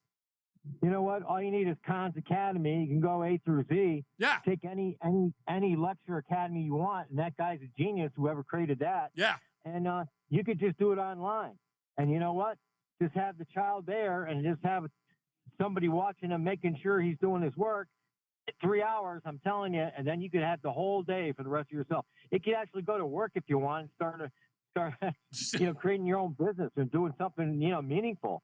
You know what? I think, listen, we are right now, I think this last couple of years, we are at the precipice for a boom in the homeschooling industry. Yeah. I think we're there. Absolutely. Yeah. Absolutely. Thank you, Bob. Much appreciated, sir. You bet. You got it. Folks, we're going to come back to this tomorrow. Again, I'll give you any updates online. Don't forget to follow us on Facebook. You can go to reesonoradio.com. You can follow us on all of the streaming services and all of the social media pages, Facebook, Twitter, all that good stuff. All right, just go to reesonoradio.com if you haven't done it already. And what we're trying to do is to just grow WTIC. We're talking about the stories that are important to the city of Hartford and around it. We also cover the national stories as well. We try to keep it local. It's important to talk about the things that are happening. And, right now, big things are happening. It's 2025. So I'm hoping to make sure that we focus on the state of Connecticut and the things that involve you and the everyday stuff. So 5 o'clock focus is going to be here for that. Don't forget to download the Odyssey app. Always check out reesonoradio.com. Don't forget we have a Sunday show that airs at 1 p.m. on WTIC. And also, if you can't get us on WTIC, you can find it immediately after it airs here on WTIC, the Sunday show, that is. You can find it at reesonoradio.com as well. You can also watch the show at reesonoradio.com live 3 to 6 p.m. Roland, do we have anything else to announce? Do we have to, any other business or housekeeping that we have? Nothing? No? We pretty much just wrapped the whole thing up, right? We did it all. This one fell swoop. Okay. I got to record a promo that I remember. I have to do that. I haven't done that in a while because of the holiday. And that's about it. Yeah. So, as I always say, radio is free, so we thank you for paying attention. Remember to keep JC in your hearts and in your minds. Sean Patrick, we love you and we miss you. Remember that panic is not planning, so plan your work and work your plan. I'm Reese on the radio. You have a good night and have a splendid tomorrow. We'll see you back here tomorrow at 3 p.m. He's Mark Christopher. He's in the BPS Traffic Center with another check of your roads. Good night, Mark. Good night, Reese. I will see you tomorrow. 84 eastbound coming into Hartford. You got some slow traffic now. 46th Avenue into the. All right, good sir. All righty. Main Street. You got my message about looks Pastor? good. Westbound 84 burning out into Farmington now. Southbound. Yeah. Some speed. Getting Wonder by what 33 that's Jennings about. Road. Northbound side 91 moving well. Cromwell up in And Windsor. he's like 291 34 harassing OK. 2 eastbound moving well. Glastonbury. Trying to see if they're going to switch it over. Yeah, I guess. Waterbury looks good. 84 and 8. It's like southbound 95 just a little slow it by was just 43. strange. Like, it was out of the West blue. He Haven. just sent me a Traffic text. and I'm weather like, together on the 8s. Okay, I'm like, I don't WTIC have an News answer Talk for you. 1080. WTIC weather. I know he Partly cloudy, windy, wanted and it bad. cold tonight. The low down to 8. You said he wanted it? He did. Today on. Yeah. Still windy, a blend of sun and Yeah, they not. I don't think they're going to do that, though. Going to feel like it's down in the teens at best okay. with the Other than strong that, west-northwest winds we're at good to 15 go, right? to 25 miles an hour. Sure. Today, Okay. All right, I'll windy send you and cold standby. I'll Thursday get that as to you right well. now. In fact, All right, cool. the high of 26. Still those northwest winds at 15 to 25, making it feel like it's well down in the teens at best. Now, Friday, it'll be partly sunny, breeze. All right, folks, good night to all of you. Have a wonderful evening. We'll see you back here tomorrow. Zach says homeschooling is the way to go. Teach your kid your craft like the old days. That's how I learned insurance. 27. Wow. 13 years of verifiable job experience. I like that, Zach. I like that. That is great. That's an actual way to go. All right, folks, I will see you mañana.